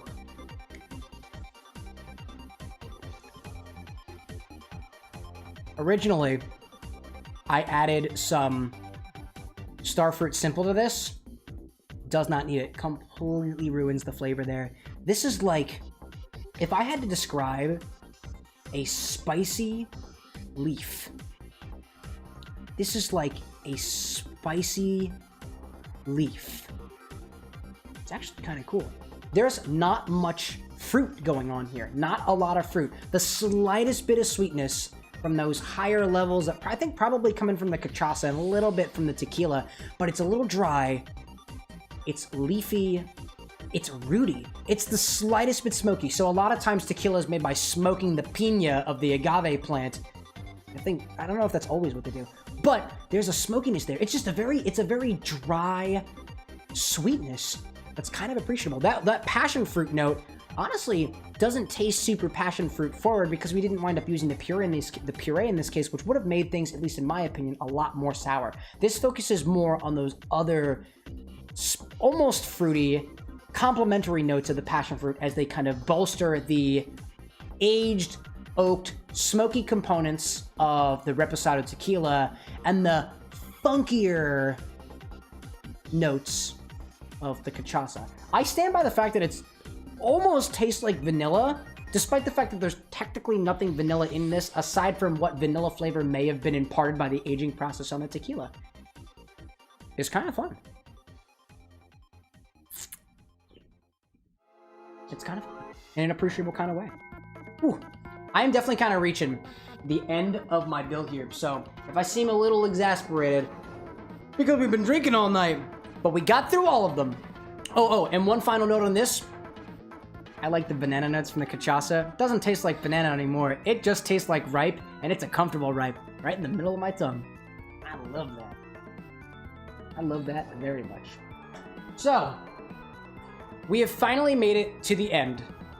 We've made it to the end of the playthrough of Paper Mario and the 1,000-Year Door, and I started this over a year ago. This was when I was still trying to figure out, like, what the shtick is, what the shtick of this channel is, and I think I landed on it. I really love the idea of being able to bring things to life by imbuing creative energy into things that don't really have a lot of this, that don't necessarily have a lot of it. Video games have plenty of creative energy. Cocktails also have plenty of creative energy in it, but I found personally that when I try to see things that allow me to, for lack of a better term, like drink the universe, I see things that, at least from what I can tell, just seem kind of low effort. It's like I decided to take cream soda and combine it with whiteout Mountain Dew, and because it looks kind of orange, I'm gonna say it's a Goku cocktail. It's like, I mean, maybe the flavor is kind of cool, but it's like all sweetness there, and I wouldn't call it very craft. I wouldn't call it, you know, it really depends. It honestly depends on what your flavor preferences are. But those types of cocktails do not appeal very well to me. I love how I also said cream soda and Mountain Dew, and there was no alcohol in there, but whatever there. But I have a lot of fun with this, and so I really want to be able to commit myself to taking a lot of those really awesome things that you see in the games that we play and be able to put them into physical form. I'm not much of a papercraft guy. I like to do graphic design, but that's not really my shtick here. But when it comes to mixing flavors and stuff, that's what I love. And I'm not a cook either, although I'm trying to work on that. So this is kind of what I'm trying to do. I'm trying to do here. So let me rearrange these cocktails and go over them in order of appearance so we can go through and kind of do a little bit of a summary of where we've been. I see Brad out there saying, I would abuse my mod powers and say we technically need an 8th drink for Bonetail because that's bonus content. That's not a Crystal Star. This is the Crystal Stars, my guy. No, I think you're off with that one. I have to disagree. I must disagree with that one, dear Brad. I must there. Also, you text my husband and tell him I'm a bully. I mean, I wouldn't put it past me. I got a couple drinks in me. I'll do anything in this state. Let's see. We had that. Then we had Power Lift. Then we had Art Attack. Then we had Sweet Feast. The sweetest of feastest. Not the sweetest of feces. Oh my god, not that. Please. Please no. And then we had Showstopper and the Crystal Star Martine. The Crystal Star Martana. Spit take. Nice one, Imbi Chow. How's work going? Are you still at work? That's none of my business. Why am I asking? Here we go. We have our collection of crystal stars here, and to be honest, it's not very well in view. Let me back these up a little bit. Let me back it up there, shorty. This one's kind of getting caught by the microphone. Come here, you. Come here, y'all. Come here, y'all. I'll take a little bit of this. Let me just. There we go. There we go. Don't knock things over. There we go. There we go. A little bit closer in camera view. I plan on doing a little bit of reorganizing around here. Get another monitor. If all goes well, we'll be gaming from the bar from now on. If all goes well, it all depends. There we go. Move them back just a little bit. Just a little bit. I love this crab coaster. It's one of my favorites. There we go. Technically done work. Did some last minute stopping for next week's breakfast. Excellent, excellent, excellent. All right. Thank you, everybody. You've made it all the way to the end. We've collected all of our crystal stars here in one way, shape, or form. Starting off from the very beginning, making our way all the way back to the end, we started with, in our adventure, Earth Tremor, a power given to Mario by getting the Diamond Star. The Diamond Star cocktail is... Wait a minute. I have a thing for this. Hold up. Recipe 1. There we go. Back to the beginning. We got it there. Starting off with our Earth Tremor cocktail, we created a riff on a White Lady, sort of kind of taking our own sort of creative, weird words. It's a sour apple cocktail, and it tastes pretty good. It's got a bit of egg in it, so I struggle to say. I'm going to try it a little bit. Still very powerful on those apple notes. Very, very dry now. It was created with the recipe you see up there. I actually don't need to go through all the recipe stuff now because it's literally right up there. This was inspired more or less by the Sweet Treat ability, but also the Earth Tremor ability. I kind of wanted to throw something in there that was earthy, and I went with apple. And I wanted something that was apple, and that's kind of what we went with. Aside from that, there really wasn't much else to go with there. I would say that if you had to liken this to the White Lady and take that with you to the game itself, you could say that the first partner in the game that you get is Goombella, a Lady Goomba. You could call this the Goomba Lady if you want to. It does have a bit of a brown hue to it, and there is a candy. There's a candy apple at the bottom of this somewhere that is completely floppified, and I wonder how that tastes now. Oh yeah, dude. Oh yeah, dude. Candied apple sitting in alcohol. That's really, really good. And if you drank all the cocktail afterwards, yeah, you would have been enjoying that a lot more than I am right now. Next, we go for our Earth. Nope, never mind. Oh, right, God for me. Thank you. Next, we went for our Clock Out cocktail. Clock Out for the Emerald Star in the game. When you use Clock Out, you can immobilize enemies, which is kind of like putting them to sleep. So this one is kind of inspired by Sleepy Time Tea, almost. It uses a rapid lavender infusion and a longer chamomile infusion for our pisco, and kind of builds things up from there with those other ingredients. It is a bit herbal. Very nice, with the kind of play that goes between the more floral and botanical gin and the grape skin forward pisco with those other elements associated with it. It is a bit more on the shorter side, and it's a green color, but the Midori offers the melon liqueur, the Midori offers a bit of sweetness to kind of bolsters things ever so slightly, so it kind of stands up to the warming up process over time. The next drink that we went to, or the next Crystal Star, was the Gold Star, which you get for being the champion of the Glitz Pit. It gives Mario the ability Power Lift, and this one was kind of a simple riff on a cocktail called The Star, but instead using some of our simple Starfruit syrup, which was combined with Applejack and a bit of sweet vermouth to really bring out those fruit-forward flavors. And as of right now, it's still actually chilling a little bit. There's a little star that was encased in ice, and that star is kind of making an appearance now. I can't quite get it off just yet, but don't try to see if I can give it a taste. It's all floppy now, I assure you. Even now, it is heavily diluted. It is very, very cold. I am getting those residual sweet vermouth notes, which are with a touch, with just a touch of those kind of citrusy starfruity notes. And I wonder if I can get into this starfruit to see how that tastes after it's been sitting in the cocktail for a while. Maybe the move is just to eat all the garnishes. Nope, that's stuck there. That is very stuck there, but I'll take a bite. Oh, that comes right apart. That doesn't taste very good. No, I wouldn't eat that one. I don't like that one. And I wouldn't eat this one either. But I will. Yeah, that's fine, actually. That's fine. That's not as burnt forward as the red one. The red one tastes terrible. But I'm going to show that for y'all. The red one, that's next. The Ruby Star gives Mario and his friends the ability to use Art Attack. We find it in the Creepy Steeple. The Creepy Steeple is creepy. It reminds me of the evening, dare I say the twilight. So this one's kind of a nightcap that utilizes port wine combined with kirsch, a cherry brandy, to give us a really interesting combination of fruit flavors. It kind of stands up, I think, to the longer periods of time, because it still smells very potently of that cherry brandy. And it's still kind of dry, and it's actually a little more lemon forward than it was previously, now that it's had a chance to warm up a little bit. The garnish on this one, and I'll mention too at the very end, all of these garnishes were made by essentially candying either an apple or a starfruit in some way, shape, or form. To make your own candy creation, you can take syrup, reduce it down to the point where it gets a little bit hard, and then simmer your sliced fruit of choice inside of the pan, and so it starts to get a little translucent, so it starts to drip a little bit. If it starts dripping, and it kind of solidifies by the time that it hits whatever surface is below it, if it's not the liquid itself, you're at the right point, and it's just fine. The command is too much power because eventually I'll learn when to predict the delay and switch while we're live.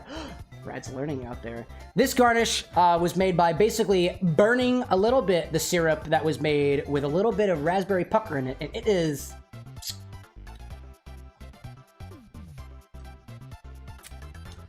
Yeah, that just tastes like burnt cranberries. I wouldn't recommend that one, unless that's what you're into. Red Bean Bitter Cream says the cat emoji. And the other one. I like that emote there. What is that? Ah, hi there. Well, hello there. Welcome to the Bar with an X. We're just ending things over here, but we've got 7 different cocktails. And we're going through all of them. For some reason, my nose is incredibly itchy, so let me first apologize for that one. Our next cocktail, as we move on, our other spirit is the Sapphire Star, which you get for basically beating Bone Daddy to a crisp. And then he comes back and he's like, here, you can have it. So this is essentially inspired by the Coca-Cola that Bobbery gets on the Isle of Keelhaul Key right before he basically feigns his own death. We took Coca-Cola, clarified it, made it clear, brought back the carbonation, and basically made it into our own version of a clarified Cuba Libre with some other tropical aspects to it, like some coconut rum and a sweet cream up on top. The sweet cream was made separately by taking essentially an ounce of heavy cream, a half an ounce of blue curacao, and a teaspoon of sugar, and frothing it up together until it got a little stiff. And then it actually floats on top, and it's been floating up here this whole time. There's a little bit of residual falling into the glass, but it's not bad tasting at all. And as it sits,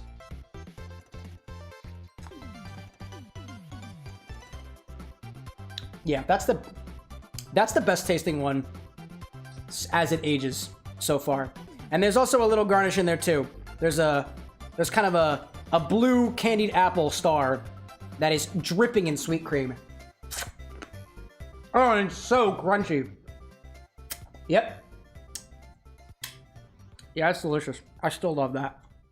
Very, very good. Beaten Jack Skeleton Juice, you say? Beaten Jack Skeleton Juice? Bone Daddy is dead. Cortez in this case. Oh, Cortez's battle theme is playing right now. How fitting. Yeah, that's good. That's going to completely tear off my tasting notes for the rest of this. That is absolutely delightful. Candied apple. Not candy apple. Candied apple slices. Let's see. After our Sapphire Star, our Sweet Feast cocktail, we moved on to the penultimate star, the Garnet Star, which gives you the ability to gives you and the party the ability to use Showstopper. The Showstopper cocktail is essentially, what do I see here? It is an interesting Alaska cocktail. Alaska usually uses gin and some yellow chartreuse, but in this case, we were inspired by the red herring that Pennington shows to us in Poshly Sanctum of a fake Garnet Star where the real one hid behind a painting in the back. So inspired by the red herring, we decided to use a little bit of cherry hearing, a cherry liqueur. And somehow combining the cherry hearing with the yellow chartreuse and this bottle of barrel-aged gin gives us a cocktail that it doesn't really taste like what you might think it would. It's had a chance to dilute a little bit now, but ooh, that smells almost minty now, like minty and cinnamon. I shouldn't have taken a really big gulp of that. That is delicious. That is still really good now. And I know, somewhere at the bottom of this, yeah, that is almost like that's almost got like a spicy cinnamon component to it now. That is kind of cool as it's been sitting around a little bit. That one's got a really cool evolution. There's also another candied star garnish at the bottom of this. And for the sake of completion, I'm gonna try to get it so I can bite it. There you are. Over here. You'd think that the ice cube would actually make it easier to get out of the glass, but it does not in the least bit. Come here, you. Come here. There we go. There we go, there we go, there we go. Yeah, that one's good. That one was made with Campari. That one actually, ooh, this candied starfruit actually took a little bit of the flavor of the cocktail with it. That is delightful. That's really good. I really love that. A little dilution makes those yellow drinks tastier. They do. They do, they do, they do. Woohoo! I like that very much. And finally, the final drink for this evening was our Crystal Star Martini, our Supernova, a kind of sort of weird, kind of inspired by the Porn Star Martini. Porn Star Martini, Crystal Star Martini. This is not a martini. It's technically an old-fashioned. It combines some Reposado tequila together with some cachaça together with some other ingredient. There's celery bitters in there, and there is also some luster dust. I know that. And I'm going back to my notes here. And some passion fruit liqueur. That was the piece that I was missing. Oddly enough, almost a little vanilla-y. Funky. Got some notes of vegetalness to it. It is like all vegetal sweetness. Herby sweetness. Not a lot of fruit in there, except for the little bit coming from the passion fruit, but it honestly kind of tastes like vanilla, despite the fact that there's no vanilla notes in there, aside from the barrel aging process that happens through the Reposado tequila that we used. It's actually it's very, very interesting. Very interesting indeed. I feel like that's symbolic. It can be, maybe. And it did have a garnish with some mint on it, and if there's this cool little trick where you can actually take the toothpick and kind of hang it on the side of the glass there. It didn't work with the sword, and it worked with the toothpick for just a little while, but nothing more. Whatever. Oh, I'm spilling it. But that one wound up pretty well. And that's all of our Crystal Star cocktails. We saw the mint hanging out. It was super cool. At least for a little bit. There might be a photo of that around here somewhere. That is it, everybody. That is all the cocktails this evening. I am a little bit drunker than I was about 3 hours ago, and honestly, that's just fun. Along the way, we got to taste some really cool cocktails. I would like to say thank you to everybody for bearing with me on this. This was a long one. I'm really proud of the drinks that came out of the sprint this time around. There will be another game that we play with another series of cocktail drinks. I'm sad to say that this decal that's been sitting up on my wall for like 4 months now is finally going to be taken down. It's going to be drawn up with something completely different, and we're going to have a whole new series of cocktails. I can't say for sure whether or not the Paper Mario drinks are going to be behind us or not, because there is a remake coming out, so I feel like that calls for some reduxes down the line, but that's for later. That's for later. No cocktail, you said? Oh, there's 7 cocktails here, Red Bean. There's plenty of the cocktails here. And all of these recipes, too, will eventually go up onto the Discord later. But instead of trying to get you to, to plug you to try to join our Discord, a much better place that is significantly less commitment, is actually the website that we have. There's a blog that all these recipes wind up going up to, and despite the fact that it may take me a little while, all of the notes that I've been giving you here today, all of the recipes and all of the instructions will be up on the website, up on the blog with an X, where all these cocktail recipes can be used and subsequently shared from there if you so want to do so. It'll take a little bit of a while to get up here, but everything else that we've done at the Bar with an X is up there right now, including 8 other cocktails that we've done in this Paper Mario cocktail sprint, including the Paper Mario, Madame Flurry, Bobbery, Smorg, Hooktail, ooh, the Black Chest, oh, and there was another one. There's more. I need to go back to my things here. I'm forgetting them already. If I go back to all of every single Paper Mario The 1,000-Year Door cocktail, Art Attack, Bobbery, Clockout, Dupless, Earth Tremor, Hooktail, Madame Flurry, Paper Mario, Powerlift, Showstopper, Smorg, Supernova, Sweet Feast, Tasty Tonic, and the Black Chest. They're more or less all up there. Because here at the Bar with an X, we create cocktails inspired by our favorite video games, characters, items, locales, and otherwise. So thank you everybody so much for watching. This has been really fun.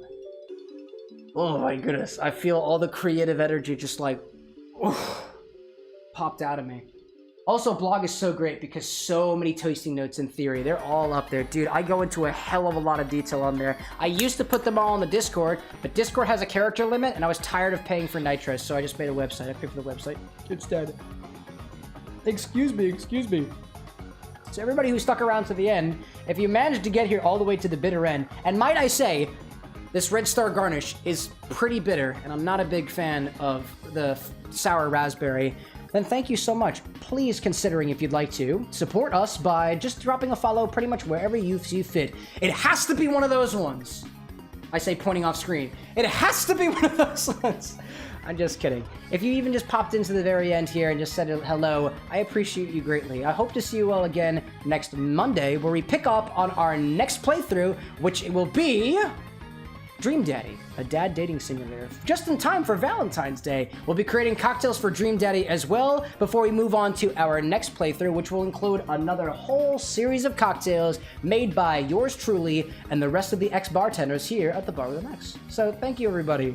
This has been a lot of fun. I hope to see you guys soon again next week. But until then, y'all, if the moon is shining where you are, please have a wonderful rest of your night. And if the sun is shining where you are, please